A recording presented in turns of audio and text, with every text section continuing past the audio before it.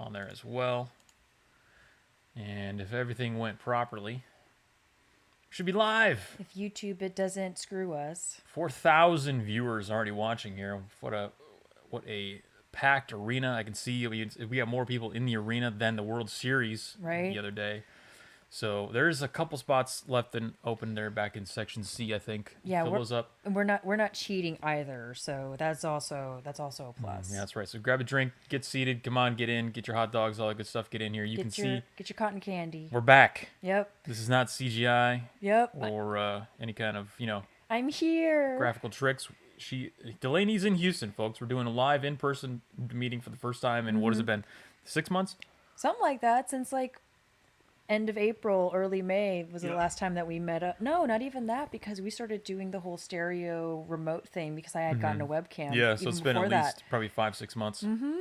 Let us know how we're sounding and looking, because obviously we got a unique setup going on here, guys. We need some feedback on how we're looking and sounding, because two people on the one mic. The only way we can do stereo is if we have the one mic, so let us know. Otherwise, I'd have to be in another room by myself. Yeah, we want talking to Jeremy by myself. We can't neglect the stereo. We got to make sure and get you guys. We want to hear your voice on the stereo. So glad to have you here. We got Holly in the chat, Kizza, Motor Gong, PJ Fan, Zen.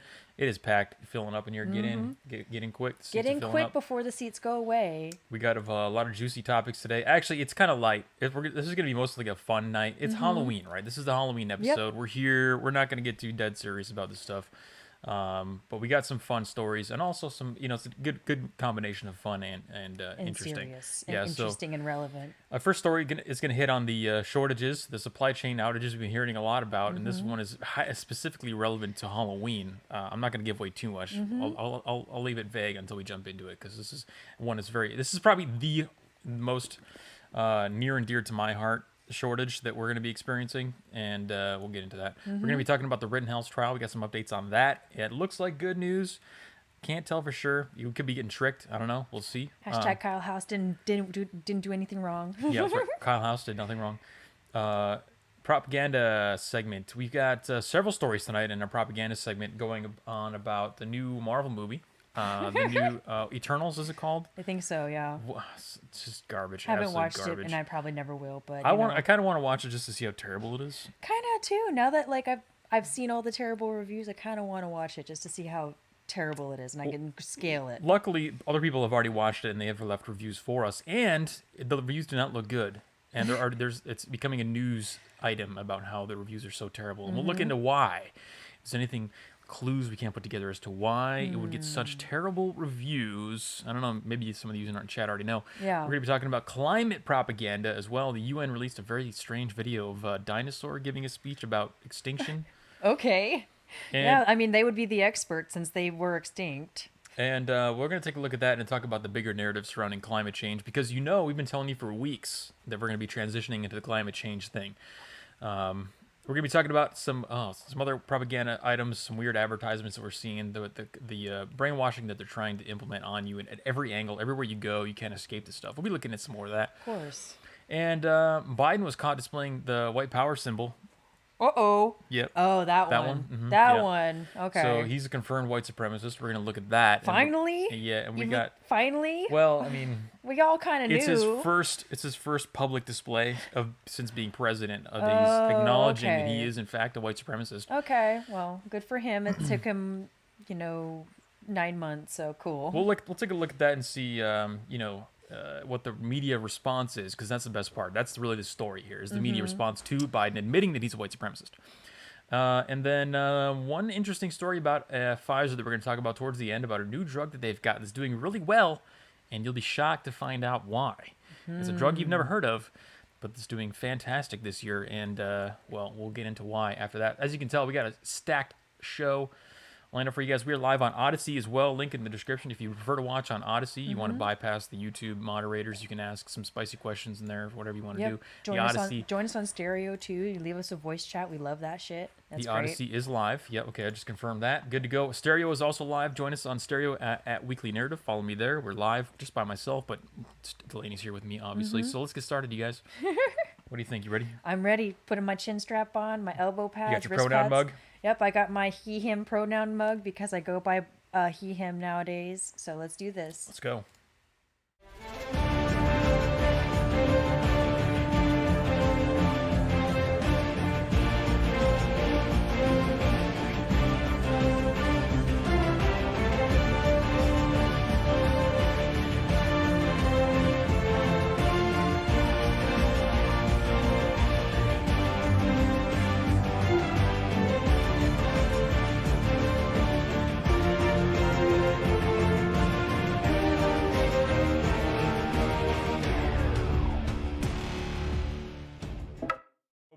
nobody else has the technology to do what we're doing right now. Yep. And I'm actually dead serious about that. I don't think anybody on the planet does a dual stream to YouTube and stereo and Odyssey right now. I don't know any like.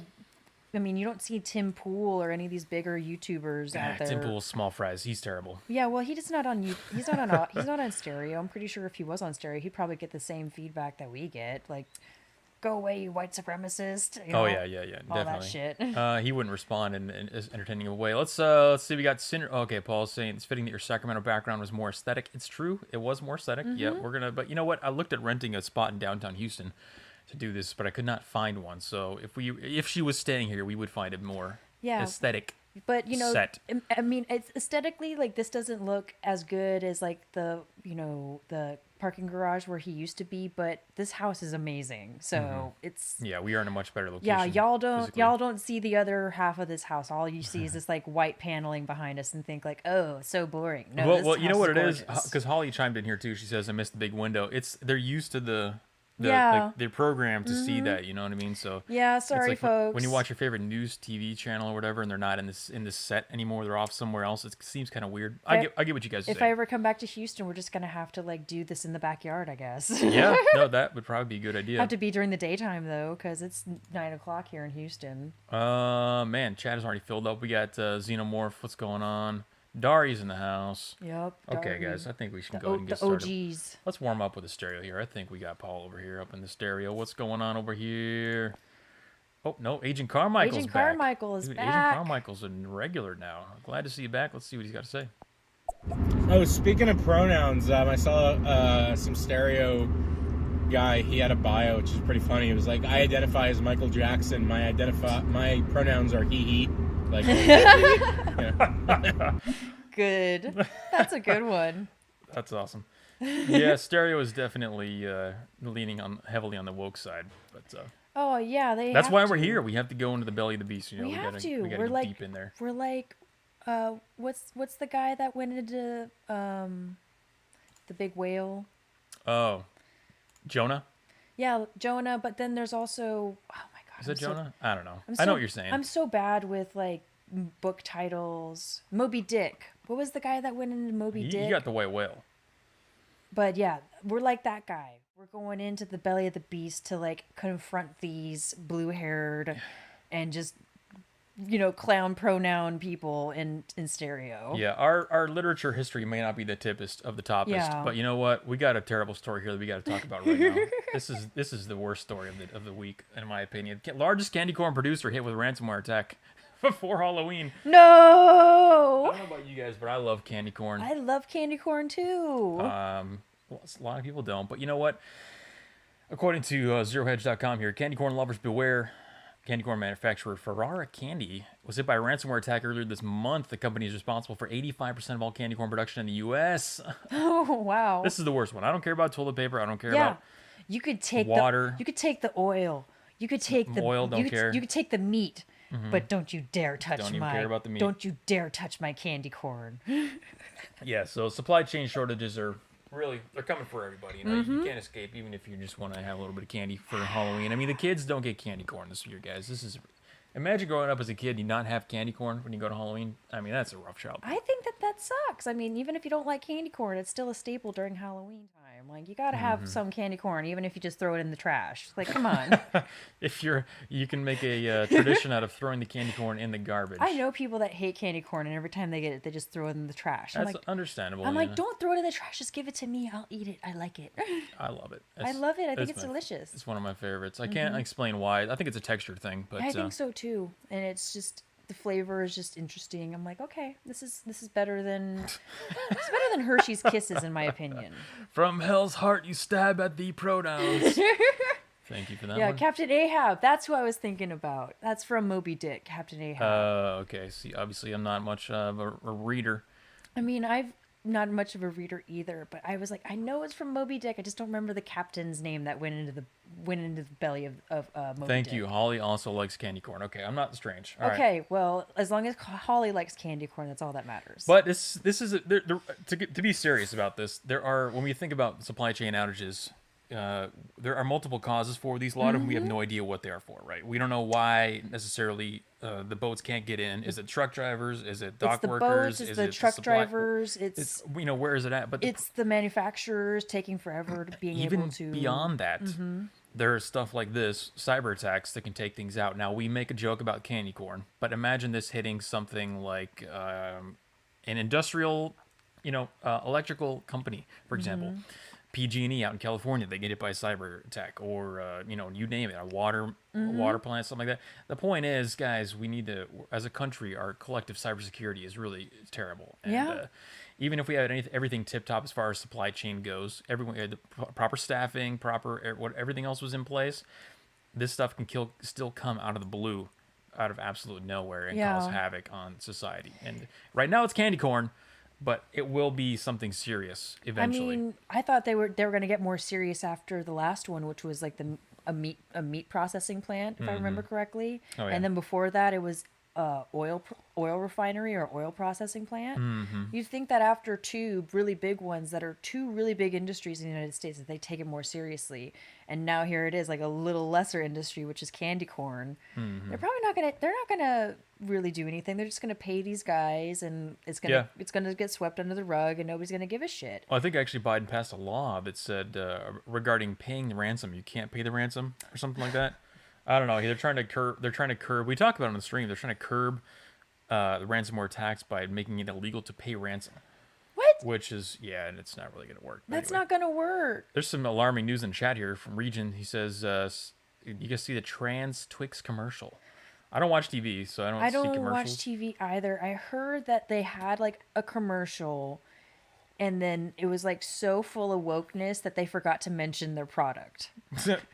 They forgot to mention like what this commercial was for. That's not shocking. Okay, let's see here. Meatpacking plants. Yep. We become dependent on China. The norm shipping time is 21 days now. It's become 74 days. Yikes. Yeah. Well, I mean, I was just at Home Depot getting supplies for my tiny house that I'm building, and I couldn't find like liquid cement. There's no liquid cement in the entire city of Houston. Wow. And there's other places where that's hitting as well, but it's starting to really take effect. You can see it in the stores. If you're paying attention, you can see the stores, the shelves aren't empty, but they're like half empty, and they fill the empty spots with other products, and the product doesn't go as deep back on the shelf, so it's not like stocked. one, maybe two, and Right. there's no like it's not full to the back. Yeah, exactly. Yeah. So you It can gives the appearance of fullness without there actually being fullness. So it's really, I mean, we're on the tipping point of something. I mean, one small thing happens, one bubble in the supply chain, and it's going to get really bad really quick. So. Well, you know what? And nobody in the store they didn't seem to care. I mean, I'm like buying they don't. giant bag of rice and water jugs and stuff, and people are just shopping as normal. They have no idea. So I'm like, okay, good. I'm early, which is great. So I'm stocking up just in case. Yeah, it's a lot of people have no idea that there's like this big disruption going on in supply chains. Like we said, it's not just like it's the manufacturers taking their dear sweet time producing stuff. It's the shipping containers taking forever to offload. It's the truck drivers, especially in California where there's a lot of ports of entry for them to bring this stuff in. The truck drivers are having a really tough time being able to like transport the stuff. It's only certain states though, because DeSantis came out and said specifically that he's like, hey, my ports are open. Well, come on in. Because we got truck drivers. DeSantis is a badass, so that's true. But he runs his state properly. Yeah, as well. he runs his state like an alpha male, whereas like in California we have a beta male running our state. Well, he also DeSantis, I think, just came out and offered a $5,000 bonus to cops who were fired for not being vaccinated in other states to come to his state. Yep. And be hired. That is leadership right there. That is. Whether you agree with it or not, that's taking a risk on a policy that's going to introduce, an incentive for people to come to your state. That's leadership. I love DeSantis. Florida is one state that I've considered maybe moving to. I mean, I've been there before, but the last time I was there I was a kid. But yeah. I mean, just being here in Houston for like less than a day, I'm like, this state's awesome. All the strip malls, the nice freeways. This is great. Strip malls. Yeah, we got a guy named Habanero in the chat with a picture of a habanero as a profile picture. Hell yeah. I like that guy, whoever that is. I like that guy too. He says just buy woke, and that's really it. They just sell woke. I mean, I was in a restaurant a couple weeks ago. I saw an NFL commercial and it said the NFL is gay. What? The NFL is like LGBT or whatever. I was like, Yeah. They're not even selling products anymore. They're just selling sentiment. The NFL is gay. They're So why selling is there no agreements. openly gay men in the NFL if it's so gay? I think there's like one or two. There but was that's one it. guy that came out a while ago, and he wasn't even in the NFL when he came out. So it's not like they're in the NFL. They're saying like they're out. I don't know of a single one. I really don't. Same thing with like the MLB. Like, It doesn't matter. It doesn't have any relation to the real world efficacy of what they're trying to say. It's just they're selling compliance. That's what it is. right? I don't necessarily give a shit. It's like it's sports. It's football. It's I was thinking about this the other day too, and exactly what you're saying. Nobody is on board with the LGBT stuff. Cares about football anyway. right? I don't care about football. I don't care if like there's a gay So man. why are they going after that market? It doesn't make any sense. It's like I don't know very many gay men that watch football to begin with. Like I'm sure there's a few, but it's not like there's a huge screaming market for it. But of course, they're on the BLM train, and of course, if you're on the BLM train, you have to be on the woke gay stuff because apparently, if you're black, You have to get everything. It's you have not to like get It's everything. not a pick and choose. You have to Yeah. go all in. It's like okay, we're for BLM. If you're for BLM, you're for trans and gay and lesbian rights. Right. Well, I was in the gym the other day, and my gym on the wall, it's got a mural painted. Strong men make easy times. Easy times make weak men. Weak men make hard times. It's got that whole thing Yep. painted on the wall. I'm like, oh yeah, this is the gym for me. But I was thinking about that, and I was like, have you ever seen a woke gym? Have you ever seen a gym ran by mutants, where like purple-haired, Nope. like fatties and stuff like that, or No. nose ring people? No, Have you, they're not going. They to the don't gym. exist No, because it's not in their mentality to become like. they're not going to the gym. They're not owning businesses either. There's not. If anybody in the chat has ever seen a woke gym, send me a link. Send me a picture. Where give me it's a like Google. you can do it. Give me a Google. I mean, I like Planet Fitness is the closest you can get because they're like, don't drop the weights, don't make any loud noises. But I'm just saying, in principle, you get what I'm saying. Anyway, okay, we got to. Let's catch up in the chat here. Holly says cyber attacks depend on idiots that open emails, not the strength of your security. That's pretty much it. Yeah, cyber attack are largely dependent on behavior, unfortunately. And then you have idiots working for your company. You have stuff like this happen. COVID is down in Florida as well. COVID is down largely everywhere. I think it's kind of going up in the northern half of the country right now, but it's cyclical and it's not linked to any kind of protective measures at all, which is the fun part about it because you see people saying, "Oh, we got to do mandates and then we got to do masks, we got to do this and that." No effect on any of the curves at all. Yeah. Okay, let's go to stereo. We had a few come in there, and then we'll jump to the next story. Paul. Candy corn is neither candy nor corn. I am 100% certain if you put it under enough heat and put it into a liquid state, you could run a diesel engine off of it. That shit is gross. I'm on Team Lewis Black with that. I think I've read a story that said that candy corn was made up of like bugs. So I mean, I don't doubt it, but it's still delicious. So I don't give a shit. Hey, ignorance is bliss. That's all I can say about that. Right? Osis. Speaking of stupid taxes, Janet Yellen proposing unrealized gain tax. Oh That's my going to work god, out yeah. really well. I don't understand that. Everyone's going to get fucked. That woman is insane. She's such a commie, too. Yeah, that was one that I wanted to Love talk you, about. Osis. Unrealized gains for people who don't invest. So let's say you buy 10 stocks, 10 shares of Amazon today for $10 each. Okay. Okay, it's obviously not. That's not accurate. realistic. Yeah. It's like 3,000, but you buy 10 stocks for $10, you pay $100. Tomorrow it goes up by 100%, so you gained $100, but you didn't sell the shares yet. Okay. So selling the shares would mean you realize those gains. You turn that into real money. But until you sell them, it's not real money. So Janet Yellen wants to tax the gains that you made on those shares increasing in price before you even cashed out. Oh, I on heard them. about that. Yeah. I don't know what is going on with that. I've heard about that. I just, that irritates me. I'm like, I don't even know anything about the stock market or anything like that. But that just sounds like it's like a grab. It's a grab for people's money when it's not necessary. Well, the funny thing is, they implement these if they implement a unrealized gains tax and then they pump fake money into the incentives for these companies into the economy that raise the stock price, they're artificially raising and creating unrealized gains of the people for them to then tax through the actions that they take in the economy. It's quite confusing indeed. Yeah, that's very confusing. And I mean, I guess that's why they tax the lottery, because you don't really expect to ever win the lottery, and then when you do, you get like this huge tax. You get most the money that you earned. Oh, it's like 40%. It's like 30 or 40% something. or something like that. So I kind of get it, but at the same time, like with the stock market, that just seems a little unfair because you're already taking a risk investing in the stock market. Crypto gains too, probably. Yeah, and crypto as well. So But that's the whole point, is they want to go after your ability to generate wealth independent of the system. yeah, That's the they narrative. really do. They want to be able to take the money that, because you're not on the paper money, you're not on the current dollar note. They want to be able to take that money from you. Those right now are the two biggest, and I keep telling this to everybody. They're probably sick of me saying this, but the crypto boom that's happening right now, right this second. Yep, that's what he was telling you before the stream. I mean, if you go to Twitter right now, you'll see Shiba has been trending like a top 3 for the last like 3 days straight because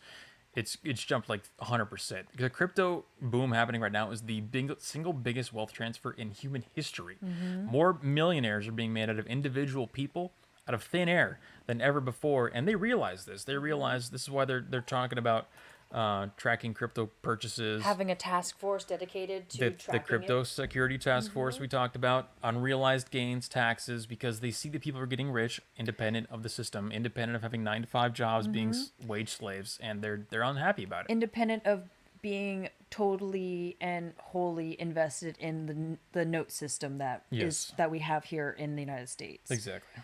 They don't want people to be on the digital currency. Nope. They want people to, because they just printed a fuck ton of dollar bills, and 20s. They do it every day. They do it every day. So all these people who are becoming independent and are on the Bitcoin and are on the digital currency, they don't want people on that. They want you to have dollar bills in your pocket. They need to be dependent on the mommy and daddy government. All right, Yeah. let's go to speaking of mommy, Holly. Yep, there's my mama.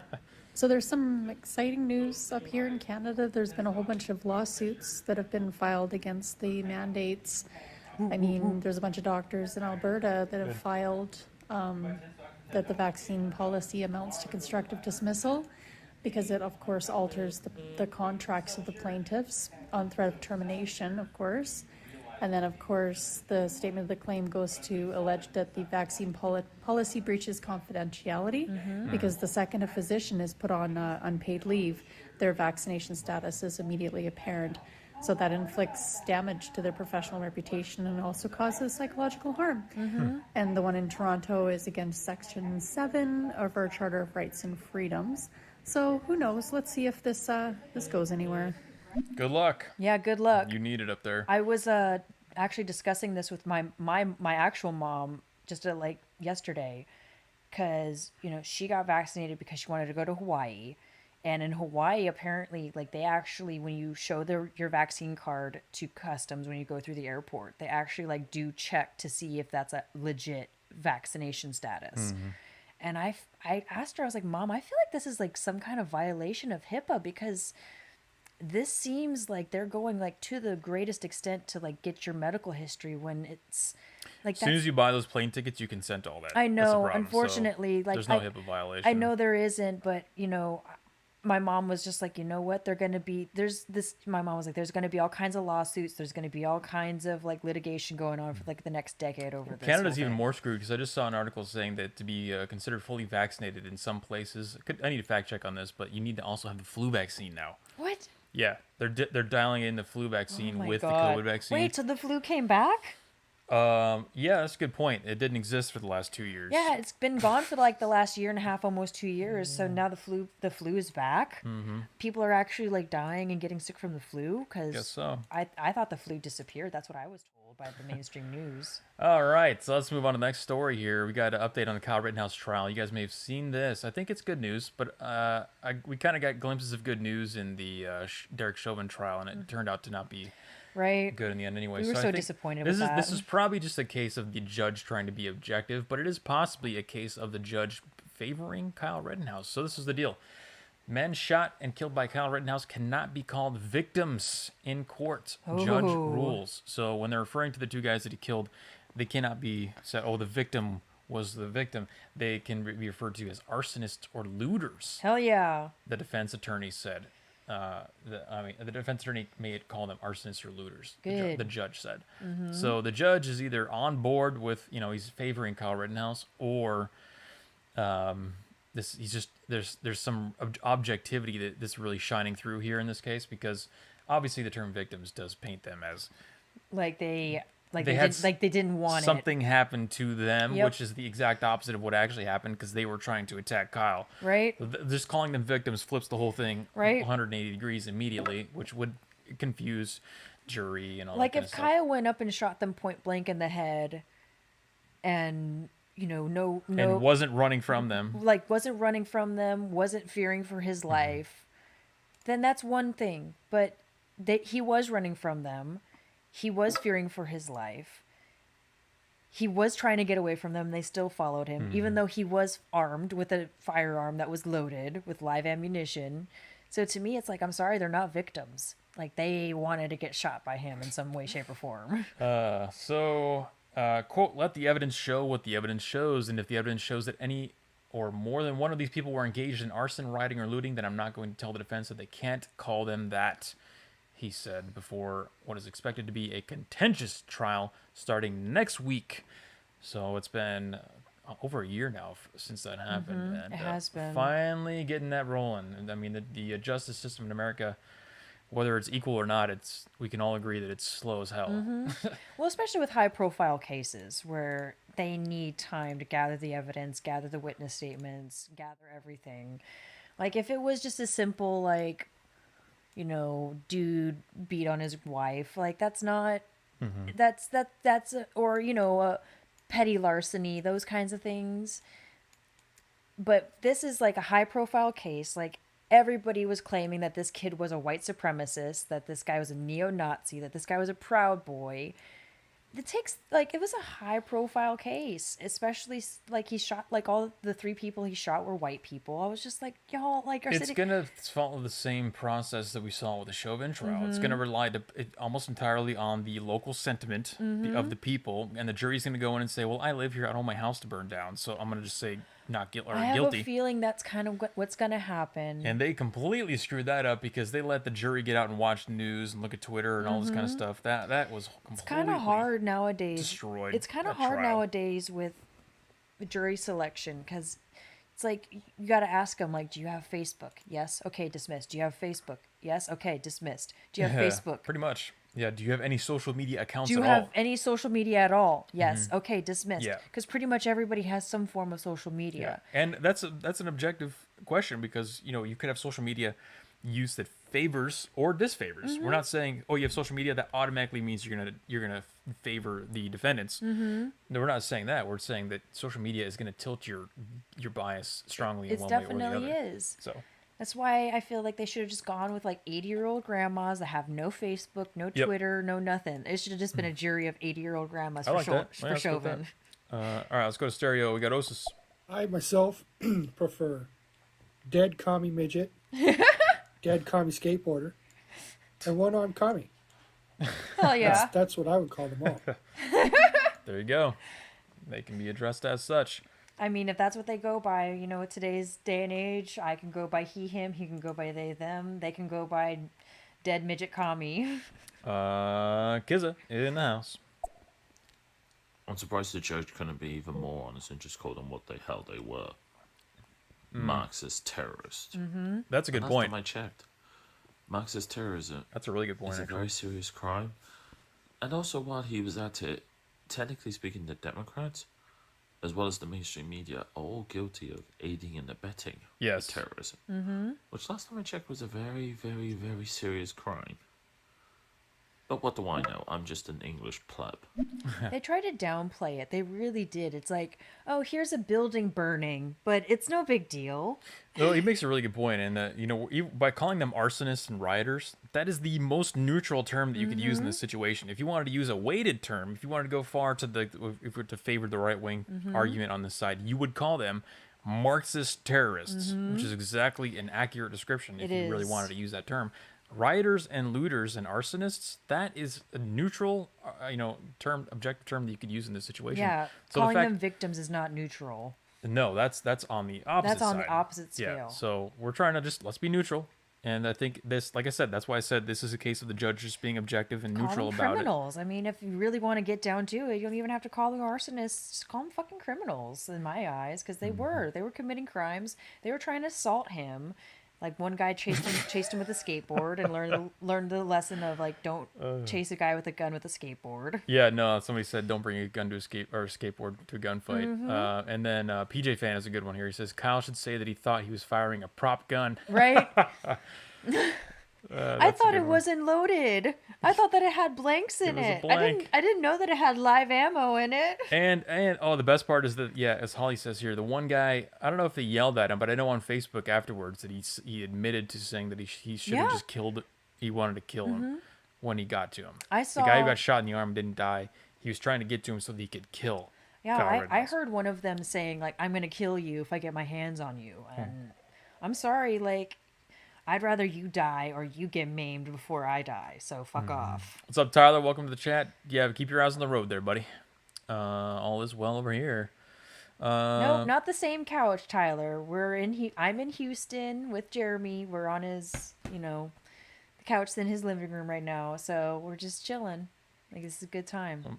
We're all around the world. We're global. We're Yeah. international. Okay. We're international. We're here one day. We're there the next day. Crosskreutz. Yeah, Crosskreutz was the guy who said he wanted to kill him. Mostly peaceful arsonists. Yeah. Let's see. Mostly peaceful criminals. Yeah, I think one of the guy was a wife beater, had a rap sheet like half a mile long. The other one Right. was a child molester. It's like, dude, come on. I mean, he couldn't have picked two better people to maim and kill in my eyes. To defend himself against. Yeah, to defend himself against and to maim and kill. Let's be very clear on that. Okay, Courtney's in the house. Well, the thing about the Rittenhouse is, he shot, the one who he shot in the arm was, Crosskreutz. I think, like a wife beater. The one who he shot in the groin was like a sex offender or Yep. something. So it's very interesting how that whole thing played out, almost like it was divine intervention. Yep. Yeah. Well, I mean, like I said, these are Marxist terrorists, rioters. They're all mutants. That's a prerequisite to being a Marxist is you have to be a mutant. So they all have, criminal records. They've all been molested or molested other people. They're all. There's doing got to that be stuff. something wrong with you, either physically, psychologically, or a mixture of both.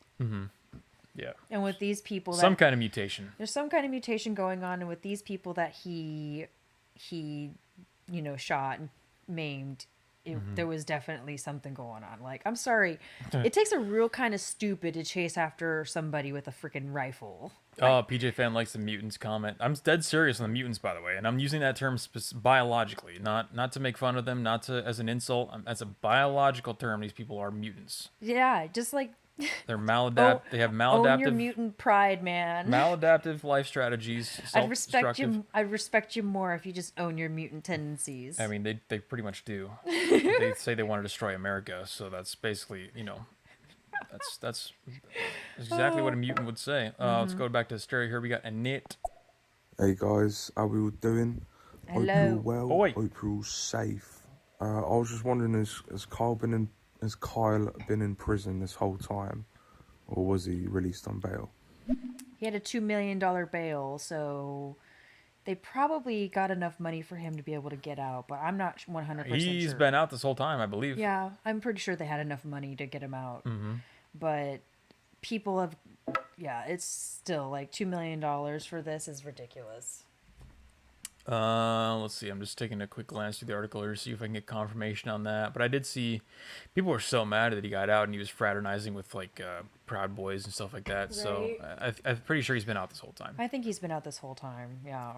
It wouldn't surprise me if somebody raised, because it's like if he wants to get out on bail, $2 million bail, 10% of $2 million is what, like 200,000. 200,000. That wouldn't be very difficult for somebody to raise that much money. Well, I mean, and if he was in L.A., for example, too bad he wasn't in L.A. because they just would have let him go, or somewhere in California, no bail, or just let him out. If he had like a little darker skin tone, they would have let him out scot-free. Or if he was in jail, they would have let him out for COVID anyway, like overcrowding. That's true. You don't want to get COVID while you're in jail, Yeah. so we'll just let him out. Him being like also under the age of 18, I don't think they wanted him to be in jail for too long. It's all a clown world It is joke. clown world. Take the clown pill, folks. Honk honk. Honk Okay. honk. Kids on the chat. Now, Jeremy, don't be rude here. We can't compare the likes of Wolverine and Professor Xavier to Oh my these God. people, okay? They're mutants, you know. They were born this way. They didn't choose this life. But these people, they chose this life. No, they didn't. And, You're wrong. As far as I'm concerned, this is why you need me as Supreme Emperor. With this fancy-ass crown Needs and his this lovely kissism. tux. Is that these types of people in question would not exist if I was ruling the world. No, see, I think you're wrong on that, Kizza. They did not choose this. They were, they had terrible parents. They were neglected, abused, molested as kids. They all have trauma that they didn't get treated for. They didn't have a good dad, no father figure in the house. And they didn't learn how to interact with the real world. And that's Right. why they ended up the way they don't have the choice to be a normal person, because this is, in a way, we're talking about a world that's largely determinist. I wouldn't say it's 100% determinist, where like if you have this, and this variable present in your childhood, then you're going to turn out to be a mutant. But it's like an 80% correlation. So Well, yeah. When Jeremy picked me up from the airport, I was telling him about how quite a few of my friends, they fall under the mutant category, even though physically they're beautiful, like very beautiful like me. But their mentality is just very mutant-like. Like they're into like the BLM and the race hoaxes and all the propaganda. all the propaganda, and they don't have enough sense to like actually dive deeper into these things and to really analyze them and to really see them for what they are. For crying out loud, most of my friends thought the whole Juicy Smollett thing was a real thing. Like they were like, oh my God, like they actually threw bleach on him and told him to go back to Africa. And I'm like, that's kind of not what happened, but you know what? You go for it. Like, be a mutant kind of thing. So, yeah, I think on the most part, you're kind of right, Kizza. Like, it can be a choice. Like, but for a lot of the people in the whole mutant movement that we're talking about, they are physical mutants and they're mental mutants. So there really is no choice. They were just born into it. So I don't know what chat's saying here, but somebody in chat said, Google, is Kyle out of jail? So I did, and the first article was exactly what I said. First article is from NPR.org. It says, Wisconsin prosecutors see Kyle Rittenhouse arrest, and that he was seen drinking at a bar with Proud Boys or whatever, right-wing people, right? So I don't know what you're specifically pointing at with that one, PJ Fan. Maybe you could let me know. Maybe you need to DuckDuckGo it. DuckDuckGo is awful. I use DuckDuckGo by default. That's my default, but I honestly, it's not as good as Google, but I still use it as my default. I check DuckDuckGo first because it's my default, and when I don't find, I know what's out there, what I'm looking for, I have to go to Google. Unfortunately, but it's true. Let's go, Paul. NPR. To expand on what I'm typing about Rittenhouse is, I don't remember where I heard this earlier this morning, but criminals aren't picky. They basically, and people either have a broad respect for the law or they have none. Someone who's a rapist is also going to steal. They're also going to probably do drugs. Not that I think that should be criminal, but they're not picky. Some of them are, I suppose, a little bit. Not all of them are murderers. But the point is, Rittenhouse was basically like a light, and these criminals are just moths drawn to the flame. They are. He was bringing the law and the order. He was trying to help people. He had a gun. And they saw the imposition of order. They weren't allowed to burn that gas station, and that's why he became a target. I think that's the long story short on that night. Yeah. Yep. Were you getting ready to go in the shower, Paul? Like, damn, bro. Well said, sir. But scrub-a-dub-dub. Yeah, scrub it up, bro, as long as you come back. Okay, let's see here. Brave blocks most ads. Yeah, that's true. Tyler says, I can't bring my friends around my girlfriend's. She has mutant friends. Yeah, and if you guys want to learn more about the mutants, I suggest check YouTube or BitChute, actually, for a guy named The Jolly Heretic. The Jolly. The Jolly Heretic. The Jolly. He's an author and scientist from, I think he lives in Finland right now, but he's English. And he has the science of why these people are mutants. There's actually a theory called the spiteful mutant theory, where these people, they were born as mutants or due to the deterministic factors of having these things happen to them in life. So they naturally come out spiteful against the society that creates success and that creates the ability for people like us to flourish. Okay. They are spiteful against America, which is why they hate America. They hate our values and they want to try and destroy it. Because they're so terrible and ugly that they can't flourish like we can. No, that's really it. Unfortunately, it's sad, but it's true. I mean, nature is not It's not fair. kind. It's not fair. It's not kind. Paul says, "Is my mic that sensitive? It's my stovetop. You hear it?" Just barely. Yeah. I mean, I couldn't tell if it was a shower or if it was like something getting fried or something. But I was just like, "Damn, is he like showering it back there? Like, go get clean, bro." DuckDuckGo's okay once you get past the first couple of ad results. Yeah. It takes some work. All right. Stares are piling in, so we'll get through these and we'll go to the next story here. Kizza. Well, here's the thing though, Jeremy. The overwhelming majority of these quote-unquote Marxists are not kids who grew up with poverty and single motherhoods. No. It's Virtually true. all these people came from privileged backgrounds where mummy and daddy paid for freaking everything. Yeah. That's only one These variable, though. people are not poor. These people are wealthier than me and you and Delaney. Definitely And the vast wealthier than majority me. of people who listen to this on stereo. It's not true. on YouTube. They're part of the so-called top 1%. Okay? And guess what? These people will not exist in my rule. Because guess what? People who live up to these terrible ideas, they'll become victims of it. And as we know with Eastern Europe, when you become a victim of these ideas, you become vehemently against these ideas. Well, see, you're only looking at a single variable with that argument. And I would agree with you. I 100% agree with you on that particular argument that you just made of the money aspect of it. But that's a very small portion of the pie chart that makes up all the different reasons why these people turn out to be mutants. Money is a very small portion of that. Like, most of the people that I know that turn out to be successful actually were raised with no or little money. The richest guy I know was eating potatoes and when he was a kid, and he was poor as hell. So Same thing with me. the money, I think, is actually probably the smallest variable out of the whole equation. It's really, do you have parents that properly raise you? Do you have proper gender roles? Do you get the ability to fail and learn how to fail and learn how to Right. interact with the world and all that kind of stuff? That's really what turns you into mutant, I think. Right. Most of the people I know that are psychologically mutants but physically not mutants, they come from really well off families. Never really had to struggle, never really had to fail, never, like, they grew up lower middle class, but it's not like they went without or had to be, told no in their life. And they're the ones that are like sitting there advocating for communism, advocating that we're all poor, so that Yeah. way the poor Oh, people can feel better about themselves. I'm like, no, I'm sorry, no. Actually, I would argue that having more money makes it more likely to be a mutant, because you don't have to learn how to acquire money. You don't have to learn how Right. to provide value to the real world.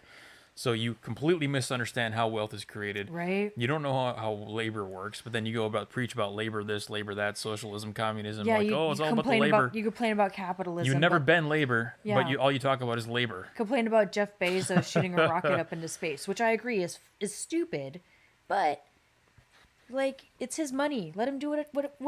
let him do what he wants with it. So- And like, you're the one that gives him the money to be able to go up to space for no freaking reason. It's So- not. It's not like he's generating that wealth out of nowhere. Osis in the chat. Well, the interesting thing is there's a lot of mutants that they look like they're retarded or genetically, I don't know, have extra chromosomes or mongoloids of some sort. And then they exacerbate the problem with stupid tattoos, awful hairstyles, piercings in weird places. They're not just physically deficient, they're mentally deficient. Yeah. That's why communism is so, they like it so much. Yep. They find it so appealing because it appeals to the lowest of the low and the stupidest of the stupid. Well, did you know 80% of the genome is represented in your brain? 80% of all your genes Yeah, manifest in your brain. makes sense. So when you have genetic aberrations that result in physical deformities, you are very likely to also have mental deformities as well, which is the science behind spiteful mutants. Okay. When you look terrible, I mean, you see these mugshots of all the people from Portland. Did they ever look attractive or normal? No. No, they're always messed up because It's always like one lady with like a buzz cut down the center of her head. Because their brains are messed up, they're physically mutated, they're mentally mutated. And they're It's also just- usually on meth or something, so Yeah, that never that's right. helps. Hey, don't worry about it, Paul. We're gonna make fun of you about making food, but No, that's just, go ahead, make food. It that's just just- sounded like you were in the shower getting ready to take a shower. That's just masculine communication, all right? We did the bust everyone's balls. I gotta right? That's I the whole gotta point. poke. I just like Jeremy pokes at me. You gotta poke a little bit. You know, it's not out of hate. It's out of complete See, love. the masculine communication style that I have is rubbing off on her. So. Absolutely. When Which he is tell- appropriate since she's a lesbian. So Yeah. she's basically a dude anyway. Yeah, he tells me all the time now that my hair's growing out. He's like, "Oh, now you're looking like a girl again," and I'm just like, "Okay, yeah, I deserve that. It's fine, whatever." Whenever he just digs on me, I'm like, "It's fine. It's like you're my brother. That's what my brother does. They just dig. Yeah.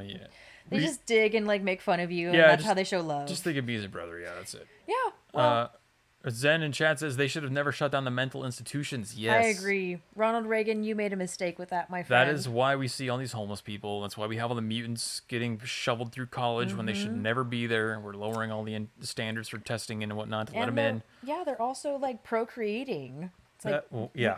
don't that's- want people that have mental deficiencies to have children with mental deficiencies. Whoa, and- hey, whoa! Now you're getting into some eugenics. We got to cut off the YouTube and go to Odyssey if we're going to talk about that. I mean, I'm sorry, but like, if there's one thing that I'm like, I don't want people to procreate. Well, that's what abortion's for. I know that The is low IQ people weed themselves out with abortion.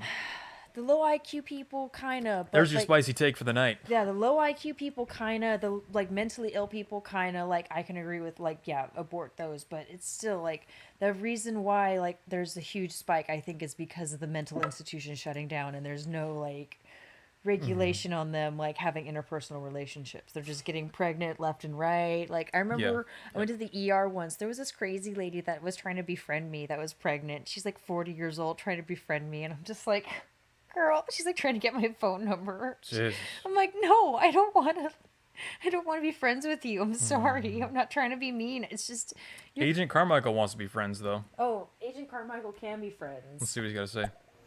Okay, so my opinion on the whole Rittenhouse thing. So yeah, he should not be convicted of murder. This was self-defense, but there is definitely critique to be made of his intentions while being there.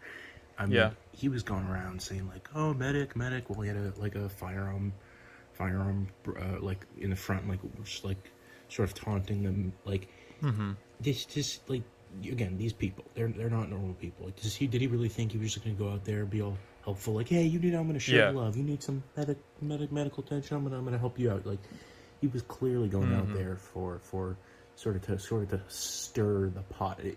Whether it was antagonize, he was going to do that brazenly or just sort of hoping he could get a reaction. I mean, no one goes into this type of crowd with a firearm acting like, hey, anybody need a medic? Like, Anybody need a Band-Aid? He wasn't there for nefarious reasons, but he was just trying to get attention. And I have a small tolerance for allowing an ignorance plea for that, because I think if you haven't been to one of these types of things before, which I don't know if he has or hasn't, but if he hasn't been to one of these things before, then I could see how he would go there and think that would be what would happen. He would go there and be like, hey, does anybody need help? I'm just here to help, medic, all that kind of stuff.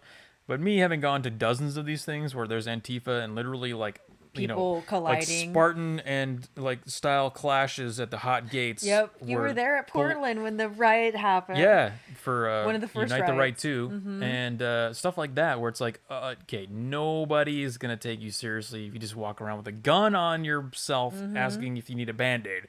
You're gonna get your ass kicked.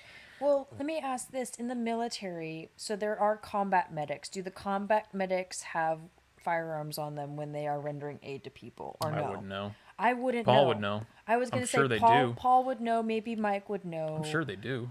I'm pretty sure they do, because if they're gonna be rendering aid, they still need. Are you saying that he maybe was going off of like some kind of military guidance or something maybe? like that? I mean, if the military, if their guidance is like, if you're a medic and you're there to save lives, you know, you have your pouches and you have all your equipment to be able to save lives, but also you have to be able to protect yourself in case like you're trying to save a life and somebody tries to kill you. Like somebody tries to come up and stab you, like you have to have some kind of defense in order to. But then you're admitting that you know that you're gonna get stabbed when you go into it. So it's like, that's basically Agent Carmichael's argument, is that he knew going into it that he was going to bait people into trying to attack him, So that's why he had the gun.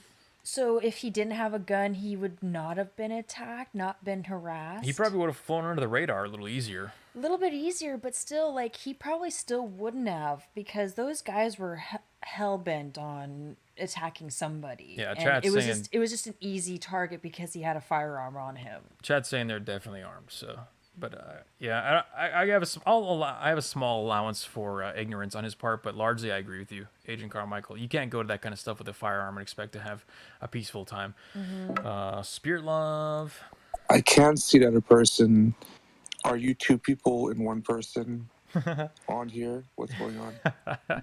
You're two people in the same room. Yeah. So if we wanted to do stereo where it's like two separate people, I would have to be in a separate room, and we have video going for YouTube and Odyssey, and Yeah, we're doing a live stream for YouTube, but we're also on stereo to take chats. That's why you can only see one of us. yeah. So sorry, like, If we had two, then the voice would overlap. yeah, our microphones would collide with each other, and Yeah. it wouldn't sound good. So it's just two of us on one mic. Sorry, like, I'm a girl, he's a guy. Even though my mug on YouTube says he him, like. All right, go to our Aussie bro. I was just wondering if you had a prediction Is he on how the Australian? trial is going to go. Can you play it again? He wants to know a prediction on how the trial is going to go. I can't tell by his accent. I might be Australian, but I would say it's going to go. I think I already gave my prediction actually. I would say, and to reiterate that, I would say if it's not highly controlled, unlike the Derek Chauvin trial, where they have highly regulated jury who's not watching social media and listening to the fact their hometown's going to be threatened, and having local government officials like giving bonuses or paying out settlements to the family during the middle of the trial, having all these things happen. If that doesn't happen, if they control it properly, then I think there's a high probability that he gets off.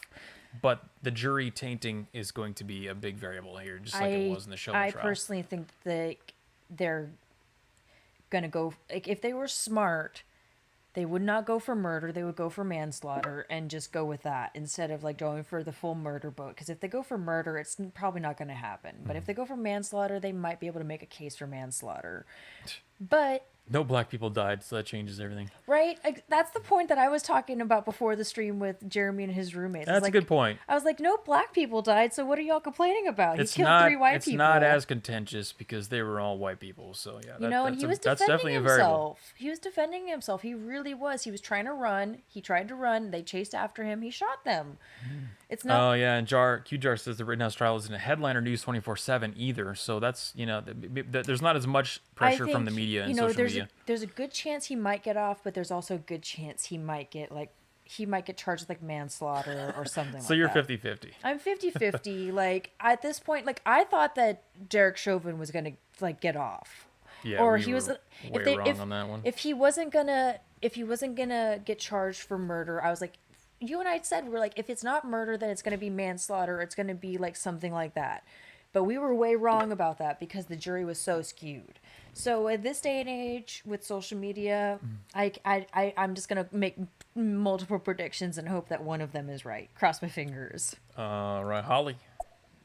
You look at some of the what we call mutants, and Mm-hmm. they used to be fairly attractive, but something happens Yeah. in their brain. I don't know what it is, and they deliberately make themselves unattractive. Yep. I mean, look at Elliot Page and Oh look my at God, Demi yes. Lovato. Yikes. Look at all of Yeah. those. They were attractive young ladies, and now they're just, I don't know, whatever they are now. I have a gripe. It's gross. I have a gripe with Yeah. Elliot Page because Elliot gross. used to be Ellen, and Ellen Page used to be like an icon for the lesbian community because she was one of the first like openly lesbian, not one of the first, but she, in my generation, one of the few lesbians that actually came out and was like, I'm hella gay, like I love women, I'm gonna be me. And then like less than a year, it's like year ago, she's like, I'm not a woman, I'm a man, I'm a boy. And then when she became a boy, she's like this unhealthy, like not even masculine looking dude. It's like, really? You want me to call you Elliot even though you don't look like a man at all? You look like a anorexic, like sickly little person. Yeah. What? Yeah. Well, that's the thing. It's Same thing with Demi. Demi is just like Demi's mentally ill, even though Demi used to Well, be that's super that's a hot. clear case of childhood trauma that never got resolved. That's well known, documented. And addiction. With her, it was addiction. Well, the addiction happened after the child abuse and all that kind of stuff. So it's a chain of events that it's very clear to see through time. Question in the chat that Kizza's raising attention to. C. Newfer wants to know what your background is. I'm assuming your ethnic background. I don't know. What do you mean background? Like ethnic background? I'm European and Filipino. European, Filipino, Native American. Predominantly European. Predominantly mostly European. And the European consists of British and German, and then a little bit of like Italian and Greek and like the Baltic area. But predominantly mostly British and German. So white. Yep. Oh, so white. Okay, let's go back to we got a few more stereos here. Paul? All right, time to suffer more abuse for the background noises here. By the way, it's Huevos Rancheros. If you happen to Ooh, know. okay. Nice. I approve. Anyway, yes, combat medics they're normal soldiers. They're allowed, and under current doctrine, not just to be armed, but to be active participants in the fight. One of the axioms they teach is the best medicine is superior firepower. Because it's not like Vietnam. You don't run out and treat someone under a hail of bullets. That's retarded. That's how you die. That's how the medic gets killed. Exactly. That's So, my thought medics process. are they're basically normal soldiers. Your primary duty is medicine, but you can't just do it whenever. You actually have to have a situation where you're able to treat someone. There is a phase of care called care in a fire, but all you're doing there is a tourniquet. So yeah. Yeah, that's kind of what my assumption was. That's like where Kyle Rittenhouse's mindset was about the whole situation. He probably thought that he was like a combat medic without like actually being a combat medic that went through training, went through all that stuff. And he thought that he was there to like help the situation, all that shit. And you know what? It didn't like help, like you said, Jeremy, like him having a firearm strapped to his body, even though he was offering first aid to people, definitely didn't help him. But in his mindset, he's like, well, I'm here to help Yeah, people. if he would have asked me first, I would have told him that would be a very stupid thing to do. But then it's also very stupid in a situation where there's rioting and fires and people getting beaten up and, stabbed, for him to not be strapped. So it's a catch-22. Like he could have. Well, and you just don't go in that case. Yeah, I mean, you don't go, but at the same time, like. Unless you have an army about the same size as the riders, then you can do like a Sparta situation. He really didn't. He didn't have anybody to really back him up. He had like a couple friends, but that's it. Holly. Oh, you guys are so cute. Taking Thanks, notes Mom. from a Canadian, apologizing. Sorry. Sorry. We don't say it with a little accent, only once in a while. That's funny. Courtney. I think that we all know this is not going to be a fair trial.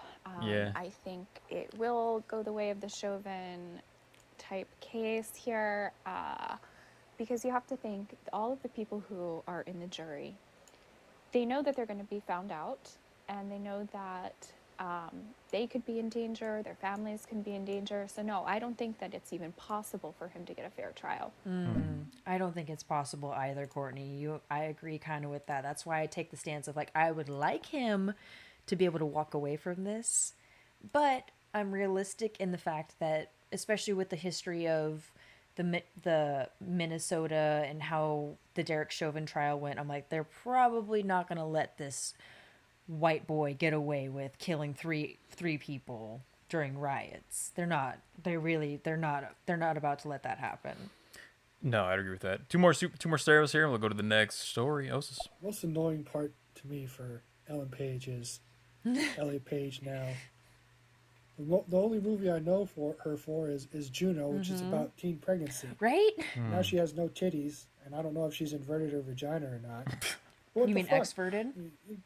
That makes no sense. You ruined the movie. I didn't watch it. I thought it was stupid. I thought it was propaganda for whorish teenagers. Yeah. Then again, you Now think it's everybody's a just, they whore. fucking porked it. Yep. No, she's definite disappointment, just like Amber Heard.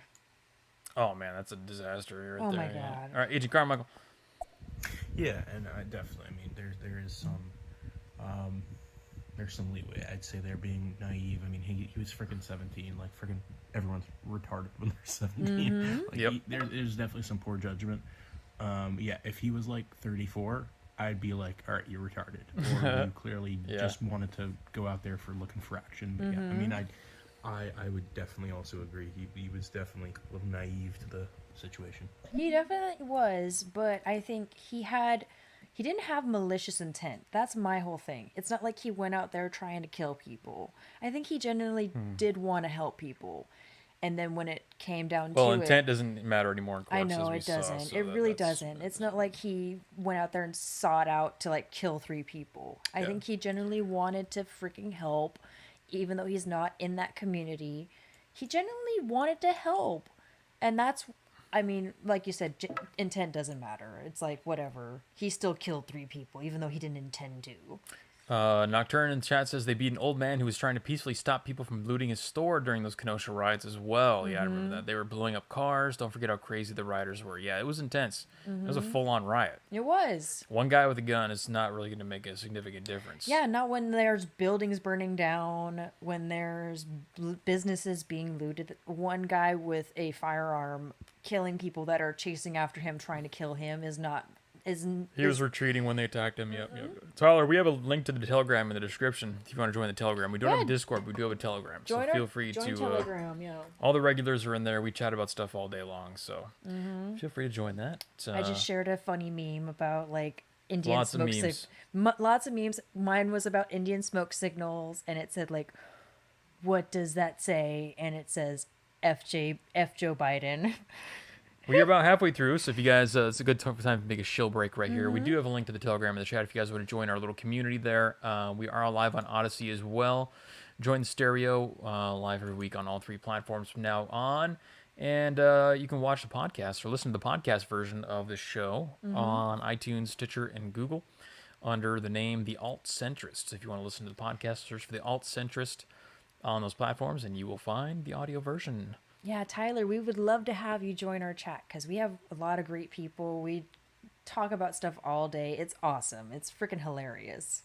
Let's go, Brandon. We formed a bowling team recently here in Houston with me and my friends, and we named our team Let's Bowl Brandon. Really? Yeah. That's so awesome. I thought that was creative. I didn't know that. Everyone loved it. Okay, let's go to Age Carmichael and then Paul. Oh, someone mentioned Ellen Page. Okay, this is really stupid because I was super attracted to Ellen Page, and now that she was attracted. Hot. Is Elliot Page? I'm freaking disgusted by her. So yeah. Right? Yeah, she ruined a good thing. So that's what. Damn. That's what veganism and mutant ideology will do to you, man. It just like sucks the life out of you. One person that Jeremy and I agreed on that we were both like, you know what, she's fairly attractive, was Ellen Page. When she was Ellen Page, we even pulled up pictures. We were both like, you know what, she's beautiful. Like she's got a nice face, like she's destroyed. And she's got beautiful eyes, nice hair. She's got like a permanent Halloween costume of herself that she's really wearing all does. the time. It's like she looks like a Skeletor now. Yeah. Like, you know, the dancing skeleton, that's what she looks like. It sucks because she was so beautiful before. And that's like what it does. If she had cut off all her hair but didn't take testosterone and didn't like veganize herself, then she would still be beautiful.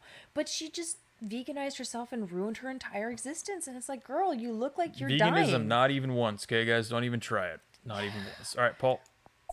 Oh, I meant to ask this earlier. This is addressed at Commander Osis, Mike D. You got to tell us about your being used as a human shield by that jogger. And also, because I know the question is on everyone's mind, when you say jogger, do you mean someone actually jogging or refer to the Telegram? Yeah, apparently one of our guys got held up in a shop in San Francisco. One of our local San Francisco residents got used as a human shield during a robbery, so that was great. Okay, guys, let's go to the next story. We've hit the Kyle Rittenhouse thing at all angles. Right. Exhausted that one. We've beaten it with like a dead horse, y'all. Yes, absolutely. Move on from Kyle. It's okay. We got more interesting topics to talk about. You guys know there's a new Marvel movie coming out. Or it came out. It's called Eternals.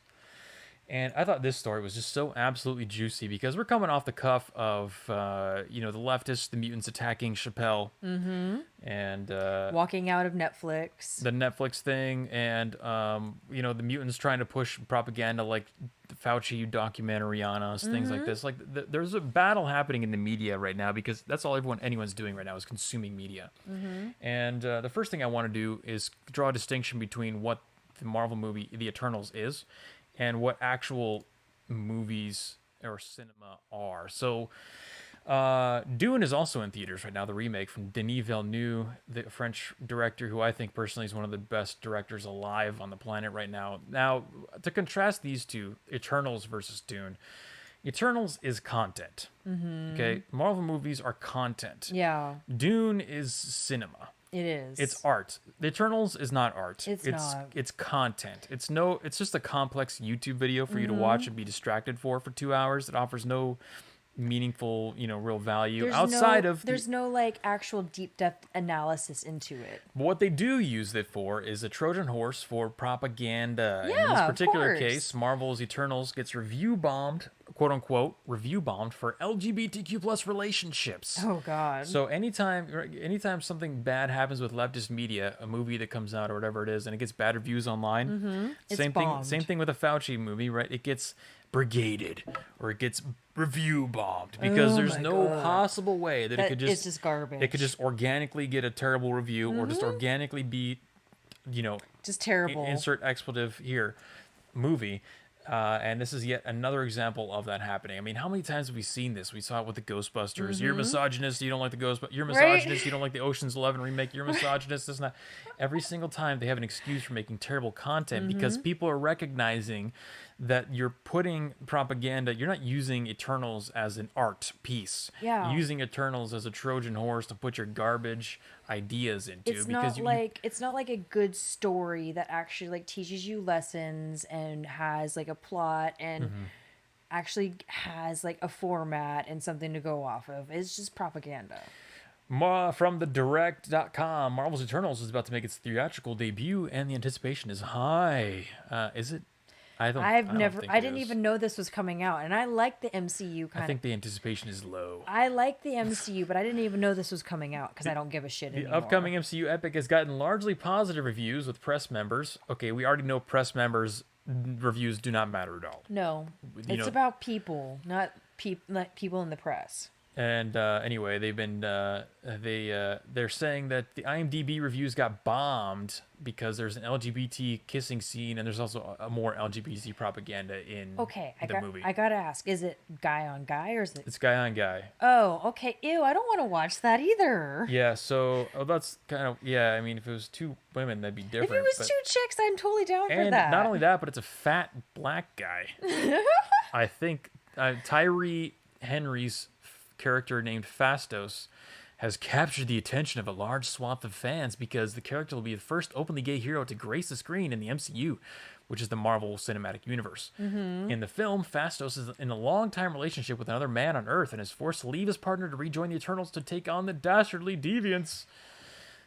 So, I mean, yeah. maybe if it was two hot dudes, it might be a different story. But I'm sorry, like I don't want to see two dudes making out. If it was two chicks, it's like whatever. And you are the local LGBT representative here, Well, so I mean, have I'm to... biased because I do like women. And if it was two chicks making out or two chicks kissing, it's like, oh yeah, that's exactly what I want to see. But when it's two dudes, it's like I don't want to see that. Like gross. Yeah, especially an obese guy. Yeah, like I said, maybe if it was like two attractive Nasty. men, maybe. But I still think it's kind of gross, Maybe. anyways. I like how you're still a maybe on the two attractive guys. Maybe, like, depends. Okay, here's the thing. You can throw it in there as long as it's not like a feature. Yeah. If it's not like a If it's not the main crux of the movie. you don't have The movie only interesting part of this movie. posters with rainbows on it and stuff like that. Like If it was like, come on, if dude. the whole movie was interesting in and of itself, and then this whole like two dudes kissing thing was like a misnomer of it, that's one thing. Like if they had Endgame, which was like pretty cool, it was fun, it was interesting, and they had like one gay like two dudes kissing scene, it's like okay, that's fine. The movie can stand on itself without like with the two dudes kissing. No, you don't need But kissing. this movie probably can't. If they didn't have that, it probably wouldn't be able Just to. a peck on the lips as he leaves the door. Okay, that's all I want to see. Mm-hmm. That's about anything more than that is you're just throwing it in our face. You're trying Right. it's propaganda. So. Right, and if it was just that was it, then that's one thing. But if that's the only interesting thing about this movie, And that's the thing, and this is why the reviews look like this. So you got 934 votes for a 10 rating and 450 for a 1-star rating. This is the distribution of votes. And if you go to the IMDb page for this now, you'll see the reviews have been completely wiped. They're gone. So that's the thing. Despite the fact that people are allowed to leave public reviews on this, if they go in the opposite favor that they want it to go, they have no problem at all just completely erasing history, erasing written record in order to portray their movie in a different light than the public is actually receiving it. Because they're telling you, you are going to like this movie. You don't have a choice. oh, okay. Yeah, no, if you don't leave a 1-star review, I mean, we're just going to delete your review. So, and this is the hilarious part about it, because the argument that all the leftists, the mutants, are making is that, well, they never even saw the movie. So they don't, they didn't watch the movie. They're leaving a bad review because they know it's got LGBT stuff in it. It's like, in that case, if that's the argument you really want to take, you obviously didn't think this through very far, because you only have to go back a week to retroactively destroy the principle you're setting forth with that statement right there. You know because what? nobody watched Chappelle's special, and they were all over it saying, Right? "Oh, this is anti-LGBT." Yeah, he's anti-trans, even though he made Not a single one of them even watched the special, because if Right? they did, they'd realize that he's, Right? not. They are literally they are just projecting everything that they do to us, to people Basically. that think like me and you. They are projecting that onto us and saying that we're doing it. So you know what I'm gonna do? I'm gonna sit there and suffer through and watch Eternals Okay. and actually Report back to us. report back and be like, yeah, this is terrible. And the whole like two guys kissing thing, it's like they tried to like that's if that's the only interesting thing about this movie, then I'm sorry, I'm gonna give it a 1-star if that's the only interesting thing. Here's how the authors of the article put it here. These reviews are simply coming from a rather ignorant, angry mob with nothing No. better to do than give 1-star ratings to movies online that they didn't even take the time to watch. How do you know Let that? me think of an example of that happening within the last 2 weeks. Dave Chappelle. That they just did. See, that's why this is stupid. Yep. These people are so stupid. They can't even realize that there's more prominent examples of the exact opposite thing that they're advocating happening in the opposite direction, making them look like absolute retards. And they just, every single time, the same exact thing happens. Well, when it's against them, then you're the ignorant one. But when when they're against you, they are the saviors. They are the justified ones. That's what's stupid. That's why Right. fully support Dave Chappelle and his like he straight up told the mob, he's like, I'm not gonna come into your sit-in, especially if it's like you guys are just gonna sit there and berate me. Fuck you. Also says the power of their gay love defeated the bad guys. Right? Like I said, if that's the only interesting thing about this movie, then I'm sorry. Like I'm gonna give it a 1-star. That's stupid. There has to be more than just like two dudes kissing in the movie. Oh, okay. So this was funny. I saw Paul said this comment. He said, I'm not going to say it's like the best movie ever, but it's one of those movies, if you see it months from now, you're going to regret not seeing it in theaters. I thought he was talking about Eternals. I was like, what? Wait a second here. And then I scrolled up and he said, Dune was amazing. Oh. So yeah, and that's kind of the contrast that I want to make here is that in a movie like Dune or any movie that's just objective or represents a neutral take on the world, that is misogynistic, that is racist, that is, so you have to actively show consent and encouragement for these ideas to be considered kind of acceptable in Hollywood. So Dune, there's not a single hint of any wokeness throughout the whole movie. And it is a masterpiece of art. Now we can debate about whether it goes into the proper details or not, because it's kind of a more skimmed over version of like the Lynch take. The original Dune. But fantastic movie. It requires no propaganda to be entertaining and have value. But these other movies like MCU stuff, it has to, the only value that it provides, aside from flashy graphics, which is basically adult versions of cartoons. Let's be perfectly honest here. It is, yeah. Marvel movies are adult versions of cartoons. If you're watching that shit, you're just watching cartoons for adults. They're not actually, because it's all CGI. Most of the actors that they have playing these characters, they're not doing their own stunts. It's meant to mentally incapacitate you for 2 hours. It's not meant to be an experience. Yeah, for it's you. not meant to like move you or like think about your decisions in life. Dune is one of the best movies I've ever seen. I'm going to see it again tomorrow. Yeah, me and him. He told me, he's like, Itinerary. we're going to see Dune. And I was like, Yeah, we gotta see it. I was like, okay. So I saw Blade Yes, Runner. Daddy. I saw Blade Runner 2049 in the theaters 4 times, and it was the same director. So this guy, I'm gonna see this in theaters at least 3 times. Yeah, my dad watched Dune and he said it was really good. And I mean, my dad does have terrible taste in movies, but when it comes to like those kinds of movies, I trust him. So I don't doubt that it's going to be good. And plus, I've seen the previews. I was like, this is going to be fucking good. Paul says, "What did I walk into? Someone get a bucket of ice water." I don't get that reference. Do you get that? What is the ice water? Maybe like the ice bucket challenge where that's like raising awareness for. Delaney's visiting Houston, Paul. That's what you are seeing right now on your screen. We got a Right? rare in-person Yep, we are in podcast for the first time. person. We are physical. Like I can actually touch him, and It's I not can. CGI. It's not CGI. Like we I'm good with computers, but I'm not good enough to make this. yeah, he's not good work. enough to like pretend like I'm here with him. Yeah. He doesn't have like a holographic projector. Yeah, Dari puts it succinctly in chat. He says, forced normalization doesn't work. That's a great point. Don't force it down our throats. Although I will say the one bad thing about Dune is they did replace a white male character with a black female. She has a small role. They don't really flesh out the character that much in this version, but still they did actually...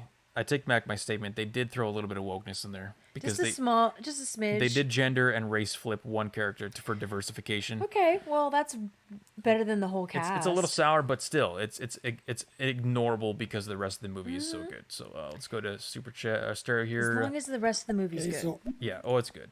I'm gonna try to keep this short since I don't have much time. Basically, I had finished checking out, and there's 2 entrances and a central exit from this Safeway. That's where I was. I saw this guy coming in the store at the same It's time gonna I tell. was. He had a pea coat on and a hoodie and his mask, and you couldn't see anything. You couldn't tell who he was really. But I saw him going in. I'm like, that guy's a shoplifter. He had, you could tell before he even walked in the store. He put 5 steaks in his coat. I lost track of him, and so I went about my shopping. And of course, right as I'm exiting, he puts himself behind me, and the security guard's on the other side of me, and so he fucking dips out the door the second I am going out the door, and Nice. I think the security guard's yelling at me, yelling at him, and knocked the stuff out of his hand. And I'm just like, oh great, thanks a lot, you fucking jogger. Goddamn joggers. That's too bad.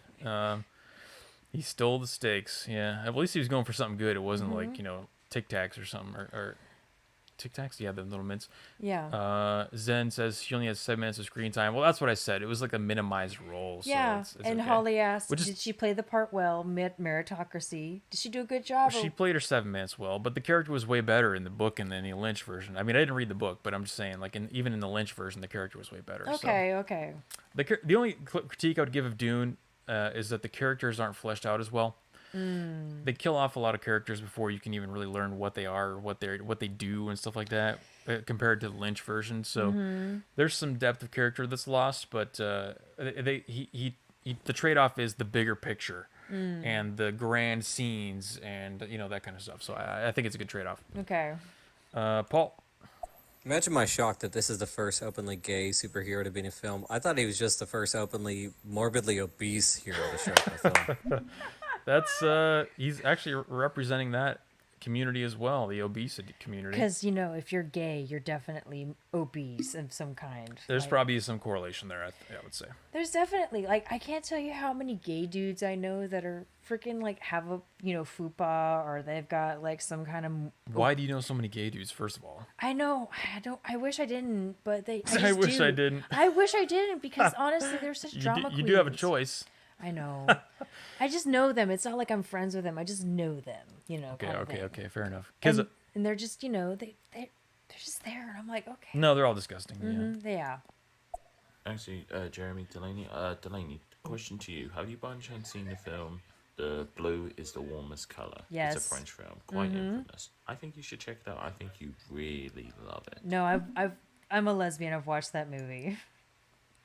I don't even want to know. Osis. Yeah, you don't. Favorite Brits is RLM, Red Letter Media.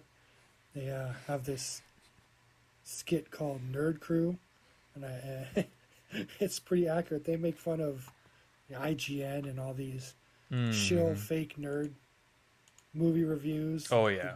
They talk about Disney and Lucasfilm and Sony and all those other terrible movie production Propaganda companies, outlets. and they've pissed off some of the people that they're parodying. It's really funny. That's a good point, actually. Well, not a point that he made, but a point that I came into my head after he mentioned that, is that all these review companies like The Direct and IGN and Gizmodo, and they've all been compromised. They're all compromised. they so are. when you want to get a review of a product or media, a TV show, a movie, whatever it is, the view that you're getting is not objective at all. This is direct exports off the conveyor belts at universities. You know, they get into college because they can't get they get into these outlets because they can't get a real job.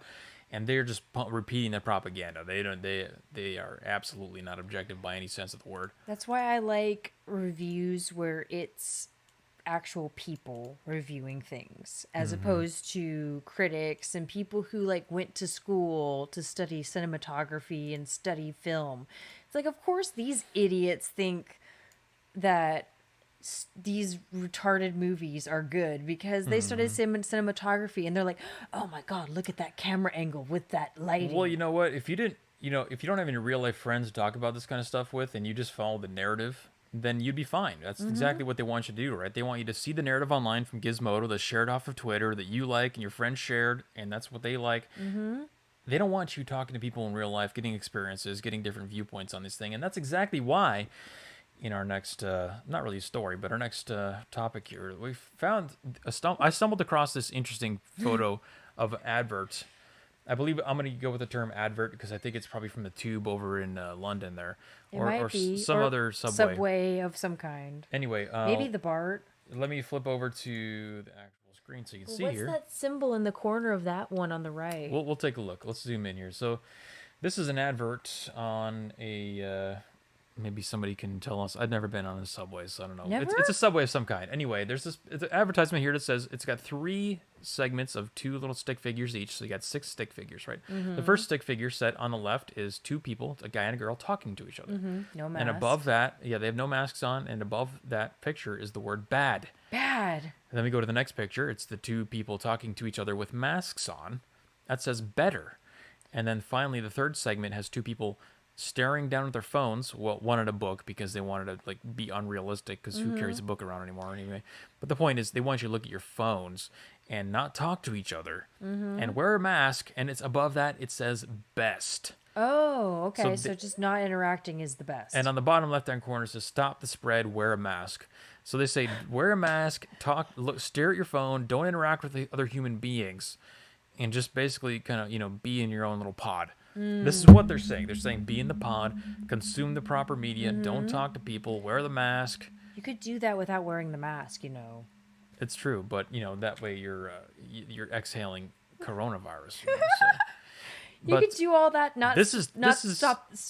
Stop the spread and not have to wear a mask, and you could do all that. Is this scary to anybody else? That's very scary to me. That's strange. This is some Matrix stuff. It's like you could just replace that last picture with the picture of like a naked person's body in a pod with all the tubes attached to it. Just show Keanu Reeves in the pod. Yeah, just show him with in the pod. with the thing in his back of his head. I mean, the only reason you're on the tube is because you're one of the few people left on Earth that actually has a job you have to go into physically. I mean, it's either the tube or it's the New York subway. Well, that's not too relevant. But the point is, you could be sitting at home in your house. That's the pod. Your phone is the pod. The mask is the pod because they don't want you talking and interacting with other people. They're not even looking at each other in the last picture. No, they're not. They want total separation and isolation and atomization of society.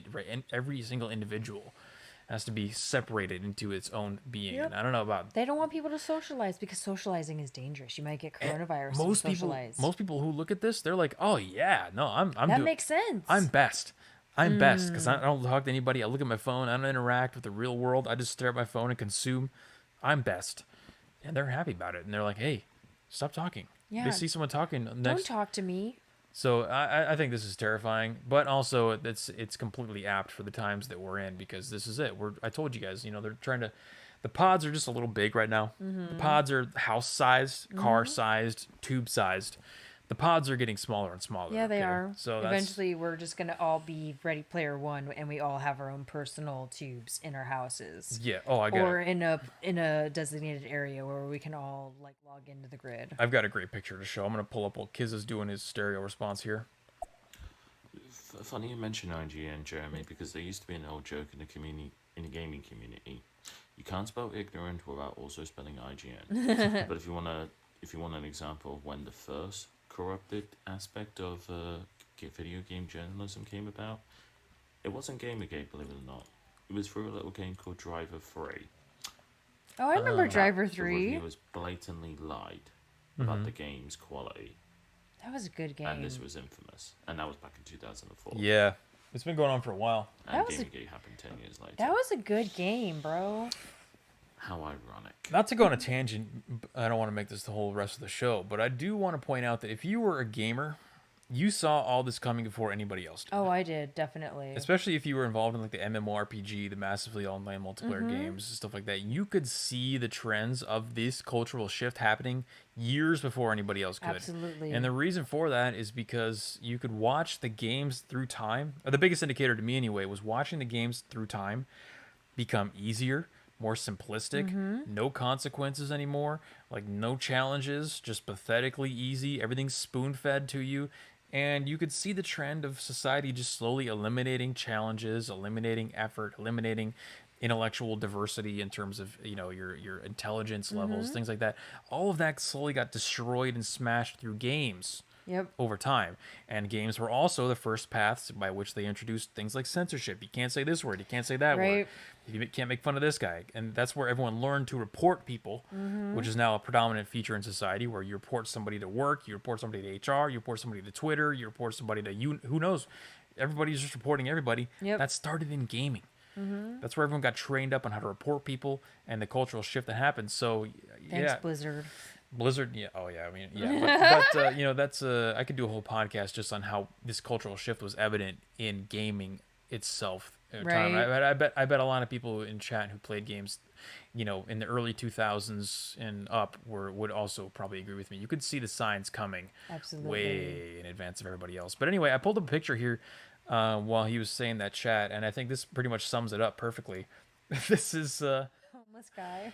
This is, for those of you who are on the stereo and you can't see, this is a picture of a sidewalk with a tent and what appears to be human feces on the ground, a box full of garbage, and a man sitting up against the side of a building with what appears to be like an Oculus or some other kind of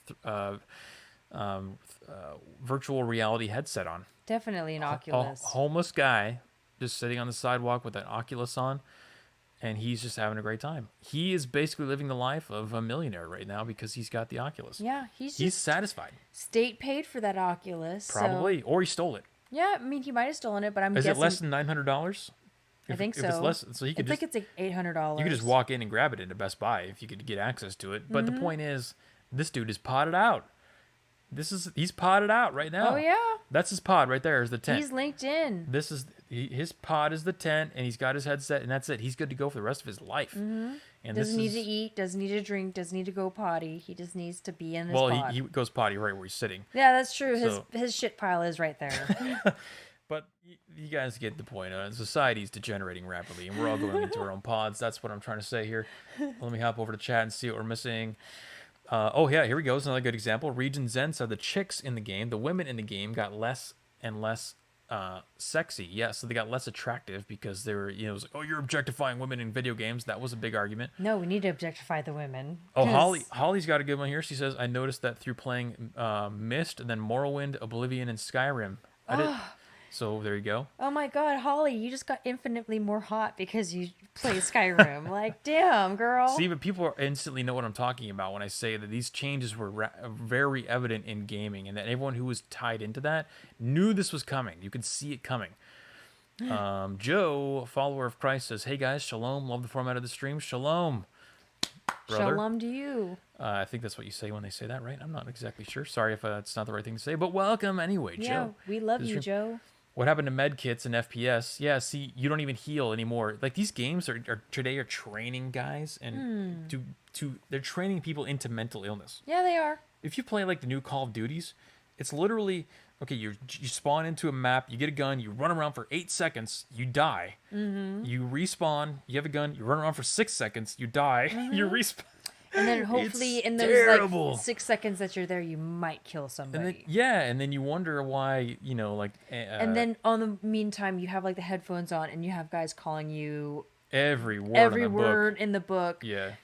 See you next Tuesday, FAGGOT, like just BITCH, all the words you can name in order to, get you to play better. And it's, no, it's true. It's a toxic culture in the gaming community. Some of those games are really, really bad. But I mean, that's kind of what they're trying to do. It's the same way social media hinges off of your, innate tendencies for particular behaviors. Those games are built for your innate tendencies to absolutely die and respawn. I don't want to be dead for too long because I'm gonna lose my attention span. I gotta Right? respawn real quick. Let me go in the game. why Oh, I died again. That's why I don't like Call of Duty. That's the whole. That's really. Out of I was all always the- a Battlefield guy personally. Out of all the games, I don't like Call of Duty or even Battlefield. Battlefield's more slower paced. You could sit in the back from 300 meters and snipe out. You don't have to die, respawn type of stuff. But anyway, I don't want to get too far into the gaming stuff. But you saw how chat resonated with what I was saying, right? Like it was obvious. Delaney says, I used to be an adventurer like you, but then I got shot with an arrow to the knee of a lefty. Oh, wait, no. I used to be an adventurer like you, but then I shot an arrow to the knee of a lefty. Oh, so you shot somebody else, Giza? Jeez. Wow, good That's an for you. inside joke for the guards in Skyrim. They say they got shot in the knee or whatever. I love Skyrim. That's a Grand good Theft one. Auto is teaching kids not good things. It's true. That's why I am a strong proponent of like not allowing your kids to play GTA. Like, it's rated M for a reason. It's not rated M because like these guys who rate these games are just arbitrarily like, oh, too much blood, too much violence. No, it's because it's blood, violence, and also sex and drugs. I think and- there's the data disagrees with that though. I think the data shows that when you give people access to outlets like that, the violence actually decreases. So I think psychologically it makes sense to say that would people increase or tendencies. children, because allowing 10-year-olds to play a game that's rated for 17-year-olds, I don't agree that that's a good thing for people. Yeah, I don't know about that level of Because nuance. when I but bought GTA 5 when it first came out, I literally saw a 10-year-old in line in front of me with his mother, and his mother was buying it for him. I mean, I was playing GTA 2 when that was out on the but PlayStation. GTA 5 is like totally different from GTA 2. GTA 2, like the graphics weren't as good for one. Two, like GTA 5, they actually like show sexual acts, and they also show like people doing drugs. Well, it's not like the kids don't have access to that other methods anyway. Yeah, but still, I don't. But again, think... you could. It's not. That's not a discussion of whether video games are bad or good. It's a discussion of parenting. Exactly. So it's not even. We're not even talking about games. We're talking about parents allowing the kids to play that. So That's I don't think that the game should not exist. I just think the parents need to be a little bit more vigilant about allowing their children to play yeah. those So things. we don't even have to have this. The debate is not whether or not the games make kids do things. It's the parenting that allow their kids to do it or not do it. So we can deflect that whole gaming argument to the parents as we we'll just lay it on the parents as we usually do. Kizza says, or maybe you just suck, Jeremy. No, you know what? I was playing for a while. I was playing a game called Escape from Tarkov, which is the exact antithesis of the fast, rapid, ADD Call of Duty style gaming. Much more difficult, much more consequential, and I was actually pretty good at that game. So, let's see. Talking ish is half the fun. Yeah, exactly. Yeah, See, I mean, talking smack is half the that's fun. true. It's true. But when you're talking to like little kids and calling them little like bitches, that's fucked up. Like that's why I'm like, you know what, kids should like. If you're under 17, I'm sorry, you shouldn't be playing this. Paul says, I think the data is corrupted by BPAs, lithium in the drinking water, phytoestrogens, and all the low-dose poisons of modernity. Are we talking about like testosterone here? Is that I don't know what the particular discussion is on that, but let's yes, Tarkov is absolutely rage-inducing. I can confirm that 100%. Let's go to the next story here. We got another fun one. Biden got caught flashing the white power symbol. Yes. Uh-oh. Biden's a confirmed white supremacist. Yes. And, That's what I've been waiting for this whole time. Well, we all know that we saw the confirmation anyway that he did it, but Reuters, for some reason, is taking a very strange stance on the topic. Now, with this whole point of view that we're taking on this is obviously facetious because the media treats this as a completely two-sided issue. When someone they don't like does the exact same symbol that Biden is doing here, which is right. the three fingers, like the OK Yeah, symbol. the It's just the OK. OK symbol. This is the divers OK. Right. So if anybody does that, that's not a leftist. Instantly, unquestionably, regardless of intention, white supremacist. Biden does it during the middle of a town hall that nobody watches, which is why this isn't really big news because Right. nobody watched that town hall. That's a whole other story So in and of itself. boring. But Reuters jumps at the chance to go to his defense here with a fact check. Think of the absurdity. We live in 2021 and we're getting fact checks on whether Biden doing a OK symbol is white supremacy or Oh my not. God. This is a clown. This is why this is clown world. Okay? It is clown world. I mean, they did the same thing with Trump, but when it's Trump, he's definitely white At supremacist. 100%. So, fact check Biden talked about corporations not paying a cent in town hall hand gesture moment from Reuters. A hand gesture U.S. President Joe Biden made during a CNN town hall in Baltimore on October 21st was in reference to corporations not paying taxes. Some social media users are isolating a screenshot of the moment from this context to claim it resembles a white supremacist symbol. Quote, Biden flashed the white power sign, OMG, a tweet with a screenshot of the CNN broadcast reads. And that's exactly what it shows. I mean, I've got a picture that I can we can zoom in here to get confirmation. And It's like hella zoomed in.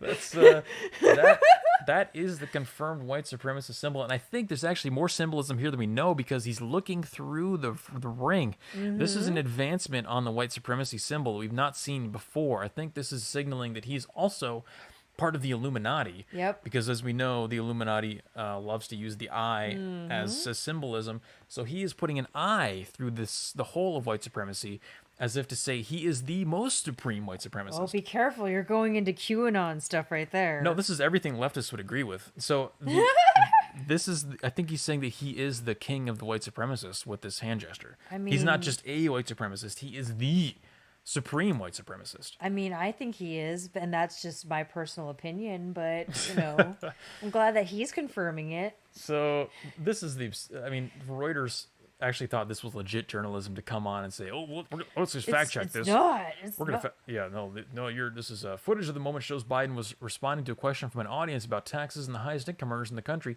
See, they go at length to say, well, it was part of the question. At 1403. Yeah, exactly. 1403, he said something. He said something and then did the symbol, and then he immediately stops. That means he's not a white supremacist. And Reuters says, it's not like he held it there. This is the best part. Reuters says there is no indication his gesture was in any way connected with white power. Aside from the fact that it is the white power hand sign. Imagine if it was Trump that had done this. Is there any other indication that anybody else who's ever done that is linked to white power? No, there's not. Imagine if Trump had done this. They would have called him a neo-Nazi, a freaking white supremacist. Like they already did when he just sits there and does this when he's talking and he just does this.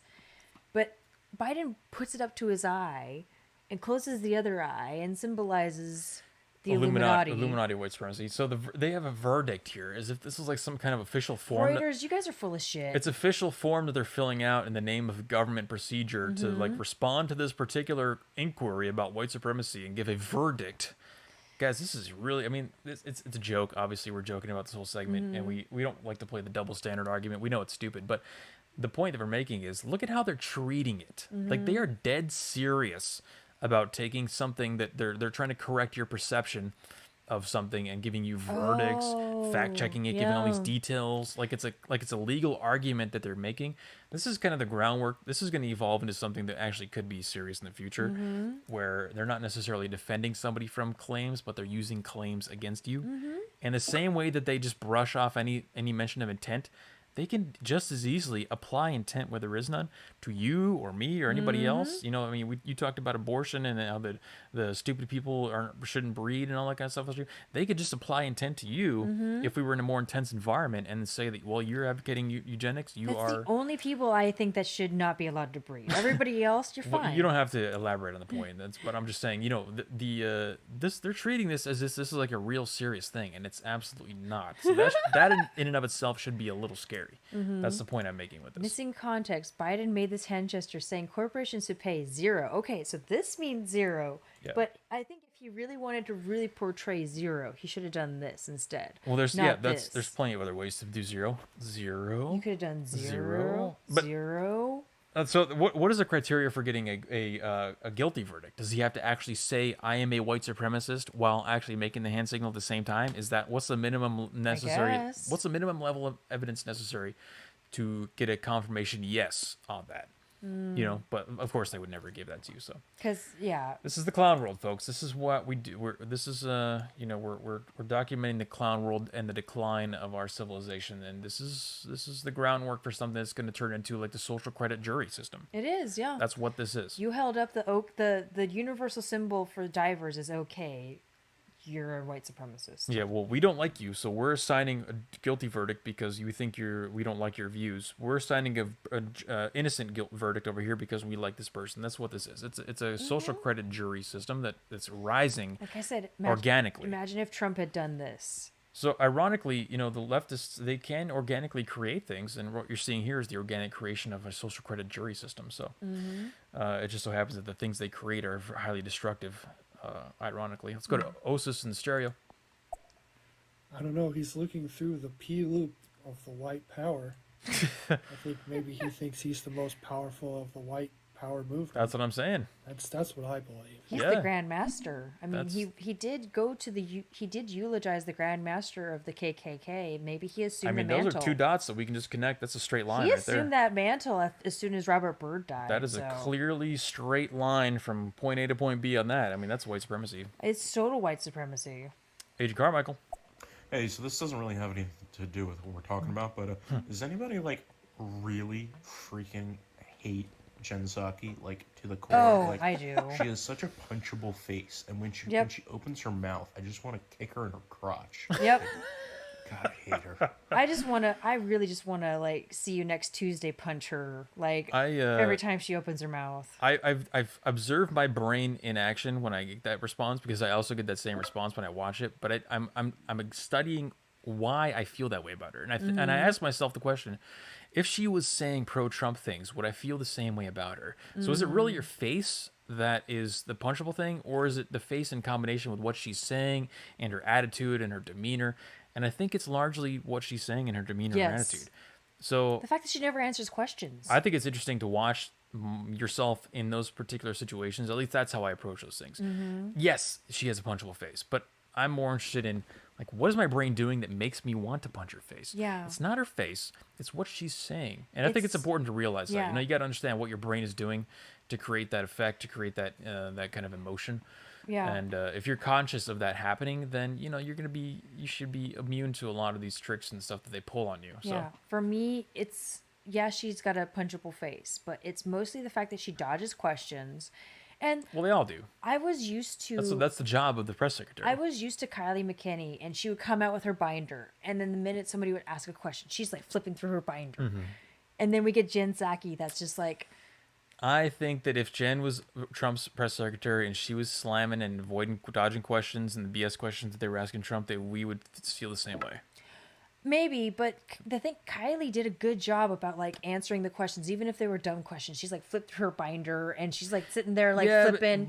And then Jen comes in, she's like, we're gonna have to circle back to that. You've got to admit you've got confirmation bias on that though, because you only really see or pay attention to the times where she owns the journalists, But in this particular case, it's always your side getting the owning because she's dodging questions that we want Biden to answer. Yep. So you're always on the losing end. You get that bias working against you as opposed to working for you. I guess, but still, it's just sad that she we're gonna have to circle back, and it's really you can't. Well, I will say that objectively, she does seem to be less competent. She's so not highly competent. way less competency. So I'll give you guys that one. Okay. Yeah, and then on top of that, she does have a punchable face. But I try to not be super judgmental about looks, but she does have a super punchable face. Let's see. Kiza says, "Did we forget the Fed white supremacist Richard Spencer voted for Biden?" Yeah, we got really quiet about that one. Huh? We love to talk about Richard Spencer before the election, and then he voted for Biden, and now it's people seem to forget about Richard Spencer when it's convenient.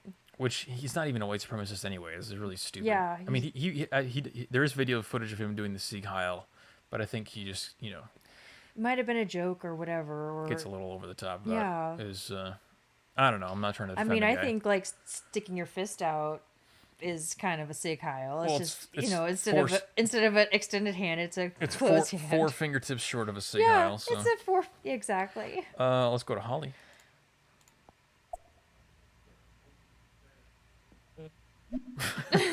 Thank you for that, Holly. Thanks for the vibration. Sorry about that last one. It's blank. No, this is all an ideologically driven narrative where one side it's okay to do something, and the other side it is completely horrendous to do something. Like an okay hand symbol. If you have the right ideology, it just means okay or zero. If you have the wrong color of hat on, it means you are a horrible, very, very bad person, and you must be condemned and omitted from society. It's blatantly obvious. I mean, look what Fauci did to those puppies, and that's perfectly fine. yeah. It was for science. Yeah. Yep. Screw those beagles. It's for science. Yeah, that was bad. I was gonna talk about that, but I didn't. I don't know. I couldn't find a really good story about it. I didn't look into it Right. too much. It's too depressing. I'm sorry. It's just too depressing. Well, people don't realize that, the medical technology that we have is largely built off of suffering. Yeah, it is. You just don't hear about They it. they test on dogs, And monkeys, guinea pigs. Besides that, the whole Beagle thing is just a distraction anyway. Like they were getting hot and heavy about the fact that he's lied in Congress. That's the news story. I think But that they that's they were most like, important. oh, all right, hey, Fauci, look what we're gonna do. I know you're taking heat about this. Lying in front of Congress. NIH confirmed that you lied.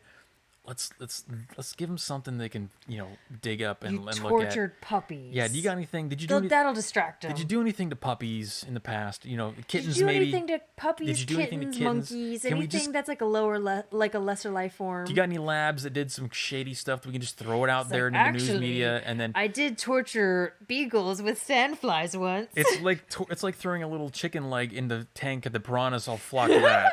Meanwhile, there's a fat ham over here of Fauci lying to Congress. It's all a distraction. It so is. I'm not even going to talk about the beagles because it's a distraction, people. Stay focused. Come on.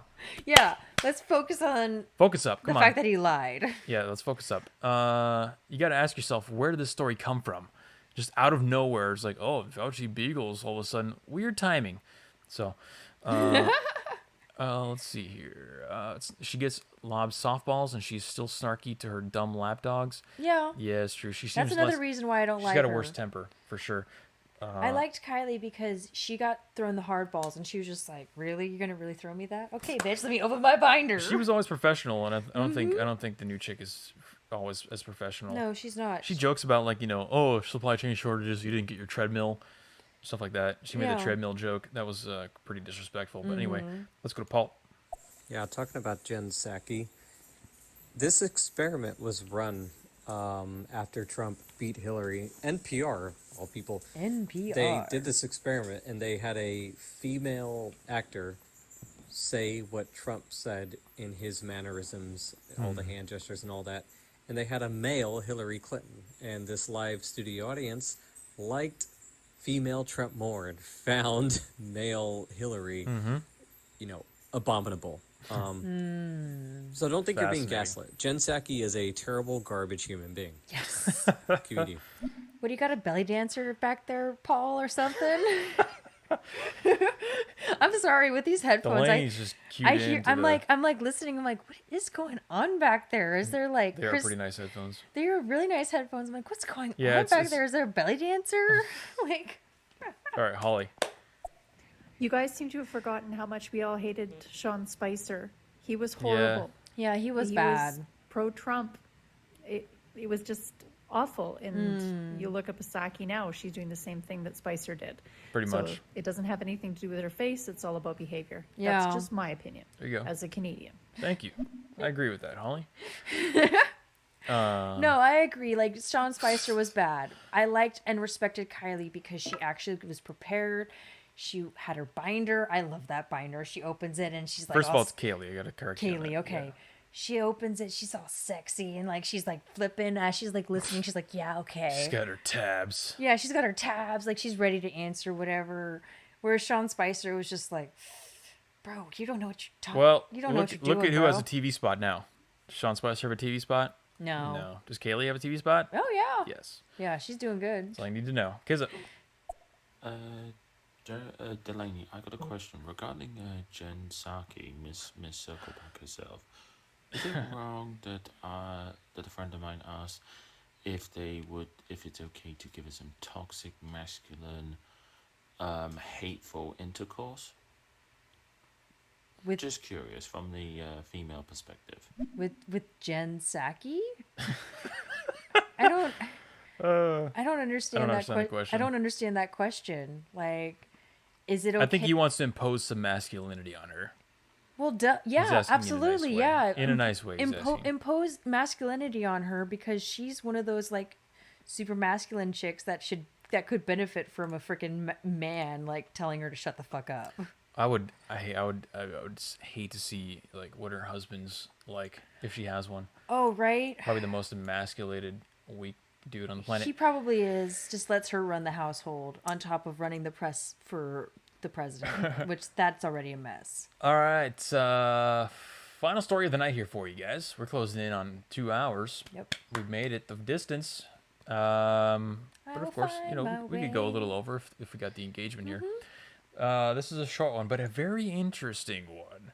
And now I got to preface this by saying this is not financial advice. We are not financial advisors. No way. And you should not take this as financial advice. Don't listen to me. Absolutely don't. However, if you are an investor, you may be drawn to Pfizer's stock recently. Now, this is a investing article. This has nothing to do with news or particular incidents that happened recently, but I consume investment news from time to time, and I see things like this from a different angle. It's always refreshing to see a story from a different angle, and I think it's important to try and look at different perspectives intentionally so that you can find things like this. So this is an article from The Motley Fool, which is a chart that every Pfizer investor needs to see. The big drug maker has some major challenges on the way, so if you aren't investing in Pfizer, or if you plan on investing in Pfizer, there's some interesting things you need to know. Not the most noteworthy, but very noteworthy thing that you should know about Pfizer is that they have a drug that's not a vaccine that's been doing very well in sales recently. Over 77% performance increase sales-wise over the last versus last year. That's good. Of a drug called Vindamax. Vindamax or Vindaquel. Vindaquel. Vindaquel and Vindamax. Now, without giving you any more information, a drug from Pfizer that's increased in 77% sales over the last year, called Vindamax. Let's see some guesses in chat. I want to see chat guess too. What does this drug do? Vindamax. And the only thing I'm going to tell you to give you a clue is that the sales are up by 77%. No cheating. Okay, don't Google it. I want to see some legit organic just answers like here. Organic off the top of your head. What do you think? But I want to hear your answer as well. What do you think it does? Just guess.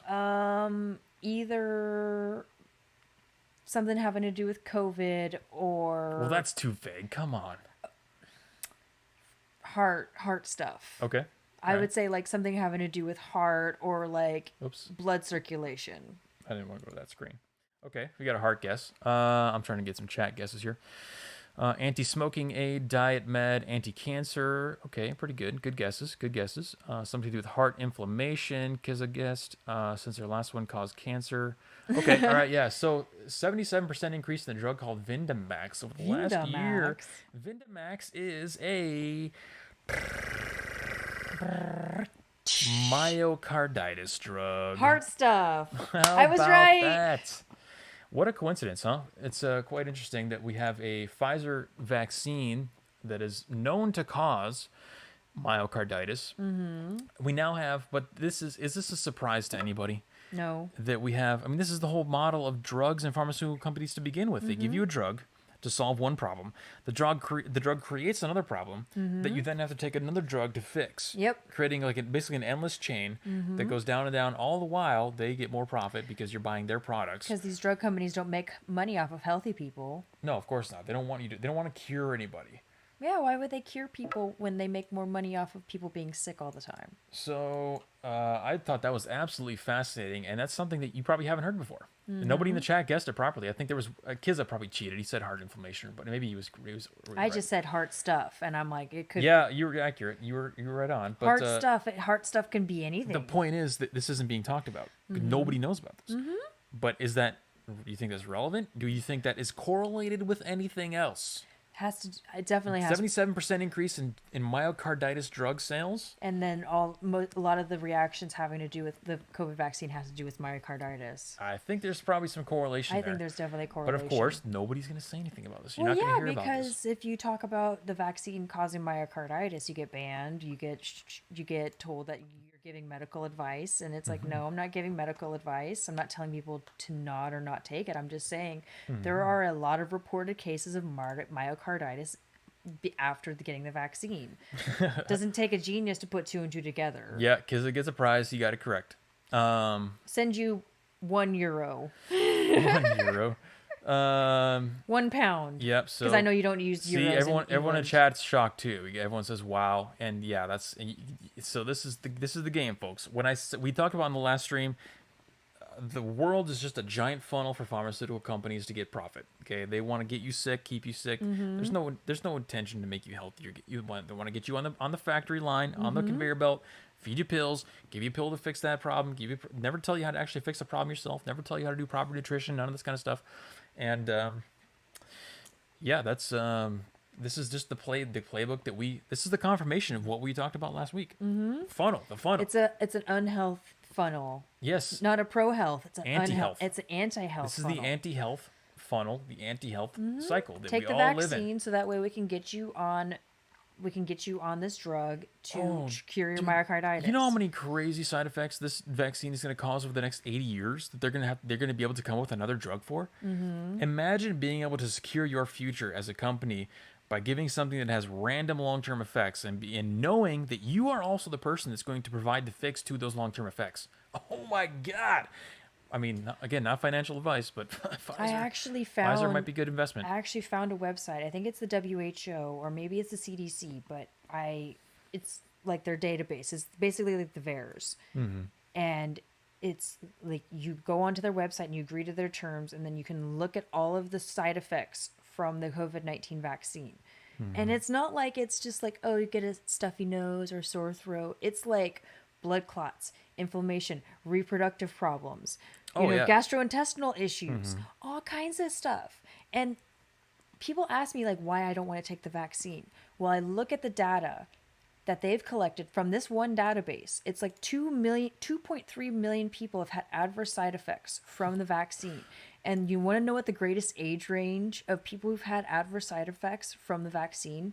18 to 44. I was going to say 20 to 35 or something like that. 18 to 44 have 40% of the adverse side effects on this database that I looked up. So I'm sorry, I don't want to take the chance. I just don't. That's not a risk I'm willing to take. No way. I think I fixed my video problem, and I'm going to test this out with the video that I wanted to demonstrate here on the exact thing that we're talking about right here. Okay. This is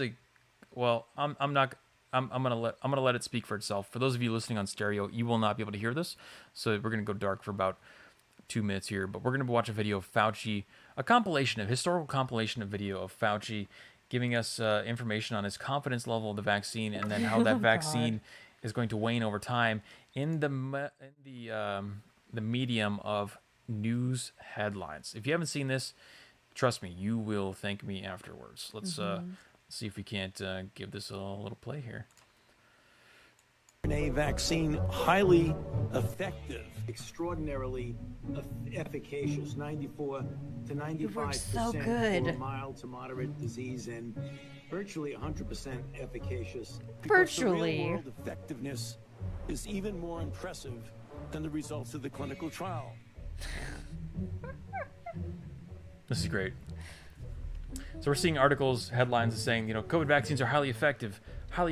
Vaccines are highly effective from, early on.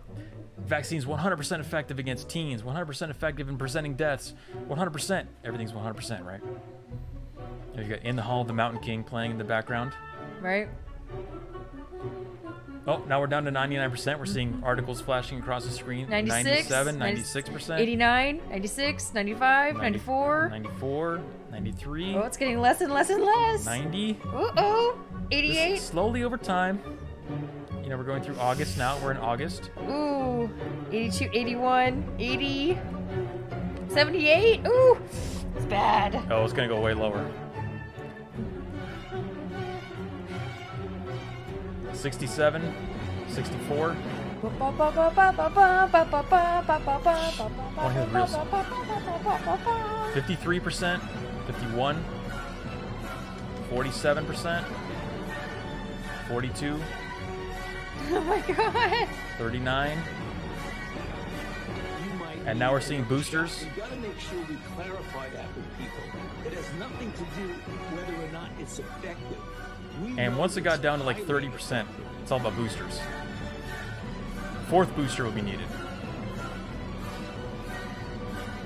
And now we're looking at articles of vaccines being halted. Highly effective. Yeah, so effective that you need a booster.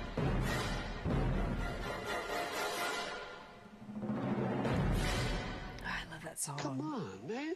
Come on, man. So there you go. I think that kind of sums up what we're saying right there. We were told that these things are highly effective, 100% effective over time. And within the span of not even 2 years, we saw from these scientific outlets and these journalistic outlets telling us themselves that the efficiency and the effectiveness was down to 30%, 20%, 21%, which is why we started needing boosters. Yep. So just imagine that effect extrapolated over 80 years. How many drugs are going to be able to come up with to keep these people on? Oh my God. It's gonna be great. Remember a couple weeks ago we had those like people in the healthcare industry on the stream that were saying that this is a great thing. Like these vaccines work really, really well, and if they didn't work well, then the mainstream media would be on it. And we're over here just like, what is your judgment for how effective things are? And they said, what was it, 30%? 20%. 20%? I think they said 20-something percent, yeah. So 80% failure is okay as long as it's 20% success. Yeah, I mean, this is why you have to change the definitions of vaccines, you have to change the definitions of immunity, because they lie, and they have to stick to the lie. In order to compensate for the lie, you have to change all the definitions surrounding the word to fit the lie. Yep. So now they're stuck in this, but it is, despite the fact that they're lying, they're getting away with it. They're making a lot of money. And that's the point that I'm trying to make here, is that with this new Vandamax, well, it's not new, but the point is Vandamax. 77%. Watch the sales of Vandamax over the next year. See how that goes. All the people suffering Because from we're myocarditis already and heart up conditions. we're already up 77%, and I'd be, I think it's not a far-fetched projection to say that's going to go much higher. Right? Yeah. That's just so sad to me that the people bought into it so hardcore, and they still, even though It's just natural selection. the headlines are reading 30% effective, less than 20% effective, and people are still like towing the line of like, yeah, the vaccines work great, and they wonder why I'm weary. Yep. No. Well, they can't see that. They don't have the ability, the intellectual ability to see the error of their ways. They know not what they do. Unfortunately. And then I'm the bad guy, not them. Well, that's why. Yeah, that's kind of where the whole like turn your cheek came from, because it's like the understanding that they don't know, they're not intelligent or conscious enough to know what they're doing. So you can't attack them for that. Yeah. So you have to turn the other cheek and all that kind of Yeah. stuff. But it doesn't. I don't think that's long term. I have family members that kind of look down on me because I didn't get the vaccine, and I'm like, you know what? But you just have to bear that burden. I know. I'm like, you know what? It's fine. You can go ahead and look down on me. It's cool. I accept that burden. You're at the end going to feel like an idiot when you've taken a vaccine that has like a less than 20% chance of actually being effective. So good job. Well, Holly's got a good question in chat. How effective is the Sputnik? That's a good question. I don't know. I don't know. I'm interested in comparing the effectiveness. I mean, it's effective in a sense that it encouraged the United States to like get its butt in gear in the space race. So I think that it was No. really The effective. Sputnik vaccine.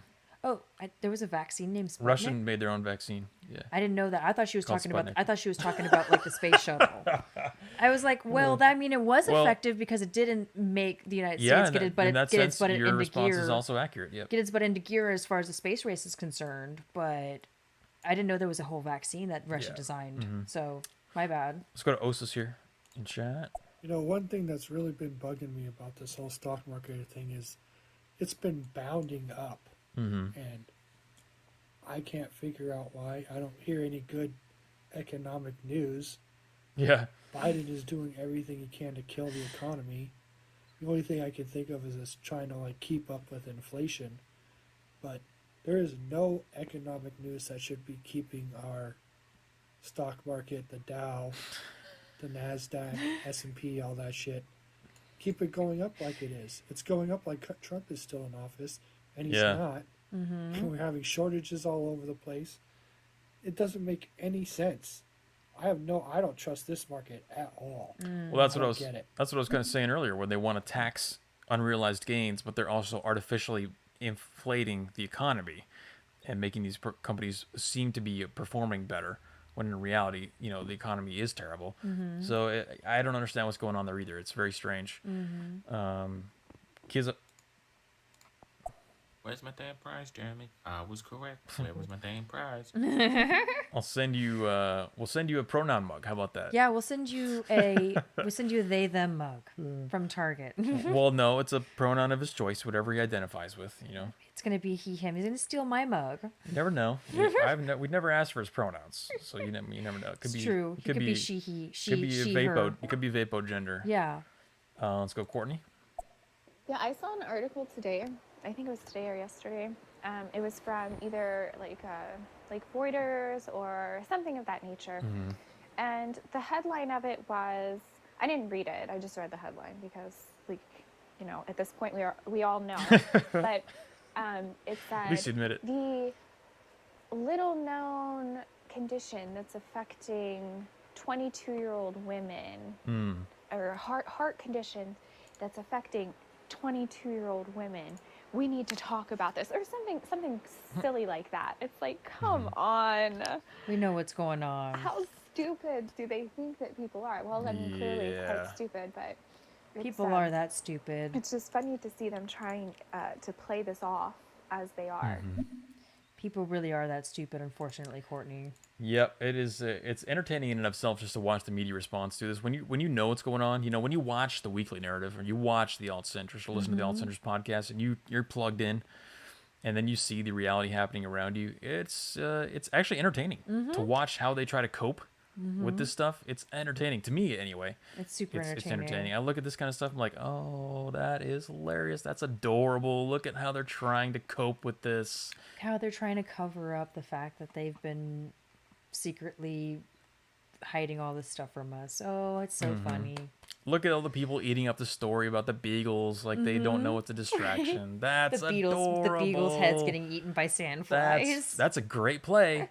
See, I see plays. I see behind the scenes movements. I see the playbooks happening, right? I don't see the stories. I don't care about the stories. I see what the narrative is, where they're trying to steer the narrative, counter narratives, neutralizing narratives.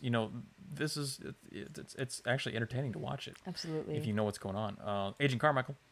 My grandfather, he was a very wise man. He once told me, as an answer to a question like, oh, why something, I was like 5 and asked something about politics. I was like, why is this the case? And he was like, because Americans are stupid. And I was like, okay, but the older I've gotten, the more I understand he was a genius. Americans are stupid. We are. A great example. Yeah. This Fauci thing, people are getting outraged over the dogs. Like, Yep. Yeah. Nobody's talking about the NIH letter. I just blatantly lied to Congress. Nobody cares about that. But the dogs, the poor dogs. Exactly. Nobody cares. Stupid. Yeah, nobody cares that he lied in front of Congress and got caught lying. They care about the dogs. And just remember, folks, those stupid people, their votes count just as much as yours. Those just remember idiots. that. Yep. Next time you go to the polls. Let's see here. What do we got in chat? Let's wrap it up here. We're at 9:11. I gotta go pee. So. My preferred pronoun is Supreme Emperor. Okay, well there you go. We'll just get you a custom mug then and send it to you. We'll get some merch, and then when we get some merch going, we'll send you a shirt or something. Holly, somebody talked in chat about Noam Chomsky. I did see that. Noam Chomsky came out. He was asked about what we should do about the people who aren't vaccinated, and he basically said like make them, separate from society and get their own food and stuff like that. And it's like, okay. Well, that was my reaction to it. I was like, yeah, I agree with that. Sounds 100%. good. Let's do it. Let's go. Let's separate. But the point is, he's trying to say like, exile them. In a situation where let's scale it down to make this, understandable to our human brain, human minds. We're living in a tent, nomadic kind of tribal situation with 100 people in a nomadic thing. You're saying you want to take 40 of those people and throw them out into the wilderness. And that's what your solution to the problem is. That's kind of what he's saying. And that's why they're saying it's a mask off for him. And that's really, it's not, that's what the Marxists eventually want to do, is take the most effective people in society. And they, ironically, they don't know that those people are the ones the farmers who grow the food largely agree with Trump. Right. The truckers who move the food largely agree with Trump. Yeah, so it's these people are all armchair philosophers. They don't interact with the real world. They don't understand that those policies would never. It's literally the people at the very end of the supply chain making the very little of the supply chain are the ones that hate Trump. Yeah, exactly. That's a good way to put it. And it's the same thing we said earlier. The people who have never been labor talking about what to do with labor.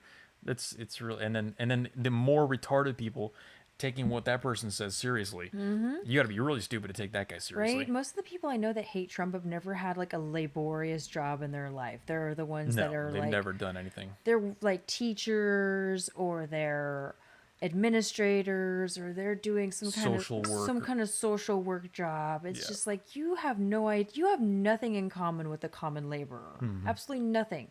You've never worked a field. You've never worked in a kitchen. Never created anything. You've never created anything. You just go to an office and do your job and complain about they're consumers telling you how to complain produce. about people less than you. They're just consumers telling people how to produce. That's ironic. And let's go to Kizza here. Wrap it Well, up. I appreciate Jeremy and Delaney, but what I really think for my price for getting correct is a nice little night with Delaney herself. Oh my God. Straight and she rejects me. She's being superphobic. Forgive me for the wind. But as for Noam Chomsky, well, based on his logic then, well, Marxists like him are an endangerment to Western civilization. So really, they should be isolated, or if better yet, exiled and be deprived of food. Because we all know they have a long history of starving people in history. The Holodomor, the famines in China, just to name a few. Just give them exactly what they want. Take all the food producers and exile them into their own society. Yep. Because that's what he's calling for. Yeah. I say let him do it, because if the food producers are going to get exiled to people that think like me, I'm going to have all the food producers. Oh, we'll be fat and happy. And we'll be fat and happy, and everybody else, because they're not going to be. They're going to be like on Capitol Hill Autonomous Zone, trying to have a garden, and it's going to be nothing. Trying to plant seeds on Trying concrete. to plant seeds on concrete. Trying to plant seeds over cardboard. That's exactly what they're going to do, because those people would be dead within a year if they've never gardened, they've never farmed, they've never done anything, they've never been in husbandry before, so they don't understand the struggle that it is to be a farmer. All right, Courtney, and then we're wrapping it up Well, here. the thing is, let's see who will survive the best. Yes. Don't think it's gonna be them. Survival of the fittest. Yep. Hey, fine. 2 separate societies. I'm down. Let's do go. it. Yeah. Yep. We could bring Courtney into our little like society. Exactly. I agree with that. And that's basically what I'm trying to do. The ultimate goal for me is to buy some land and start my own parallel society where I don't have to be reliant on people like that who can pretend they can turn a switch on and off to supply me with electricity, water, food, internet. If I just have those 4 things, what more do you need, really? Right. And people. Have a good community. Have cool people. Electricity, water, food, internet, and people. That's all you need. Good people, not just people in general, but just like good people that have the same values. Absolutely. And have the same goals in mind as you. There will not be open enrollment. There will be high vetting in that. You're gonna have to go. You're gonna have to apply. You're gonna have to audition. You're gonna get hazed. You're gonna get hazed. Hard hazing. All right, because you get one more and then we're done, guys. Well, you see, this is exactly why Jeremy Delaney world needs Kisserism, because these people will get exactly what they desire. And they all end up committing suicide via starvation within the year, as well as all the other groups in question who are frankly regressive and degenerate in nature. This is why I need to be Supreme Emperor. No pun intended. Ah, yes, Jeremyville. I'll take you on as counsel. Yep. Yeah. In my community. You'll be like a senator or whatever. Yeah, we'll give you some influence, but I don't know about. Yeah, you're not going to be the Supreme Emperor. Not in Jeremyville. All right, guys. We hope you enjoyed the show. If you like this kind of content, make sure you follow the podcast. Give us a like. Subscribe. We are on Odyssey, YouTube. We have a Telegram in the description if you want to join our community there. Get chat. We talk about all kinds of topics day and night. And you'll find us right here on YouTube every Wednesday. Yep. 7 p.m. Pacific. And next week I'm going to be back home in Sacramento. Yep. So, I get to enjoy the next few days with Jeremy. But I hope everybody has a good night. Kisses from California. Yep. Hope you guys enjoyed this special in-person together edition of the Weekly Narrative. And we will see you guys next week. Yep. Bye. Have a great night. Bye now. All right.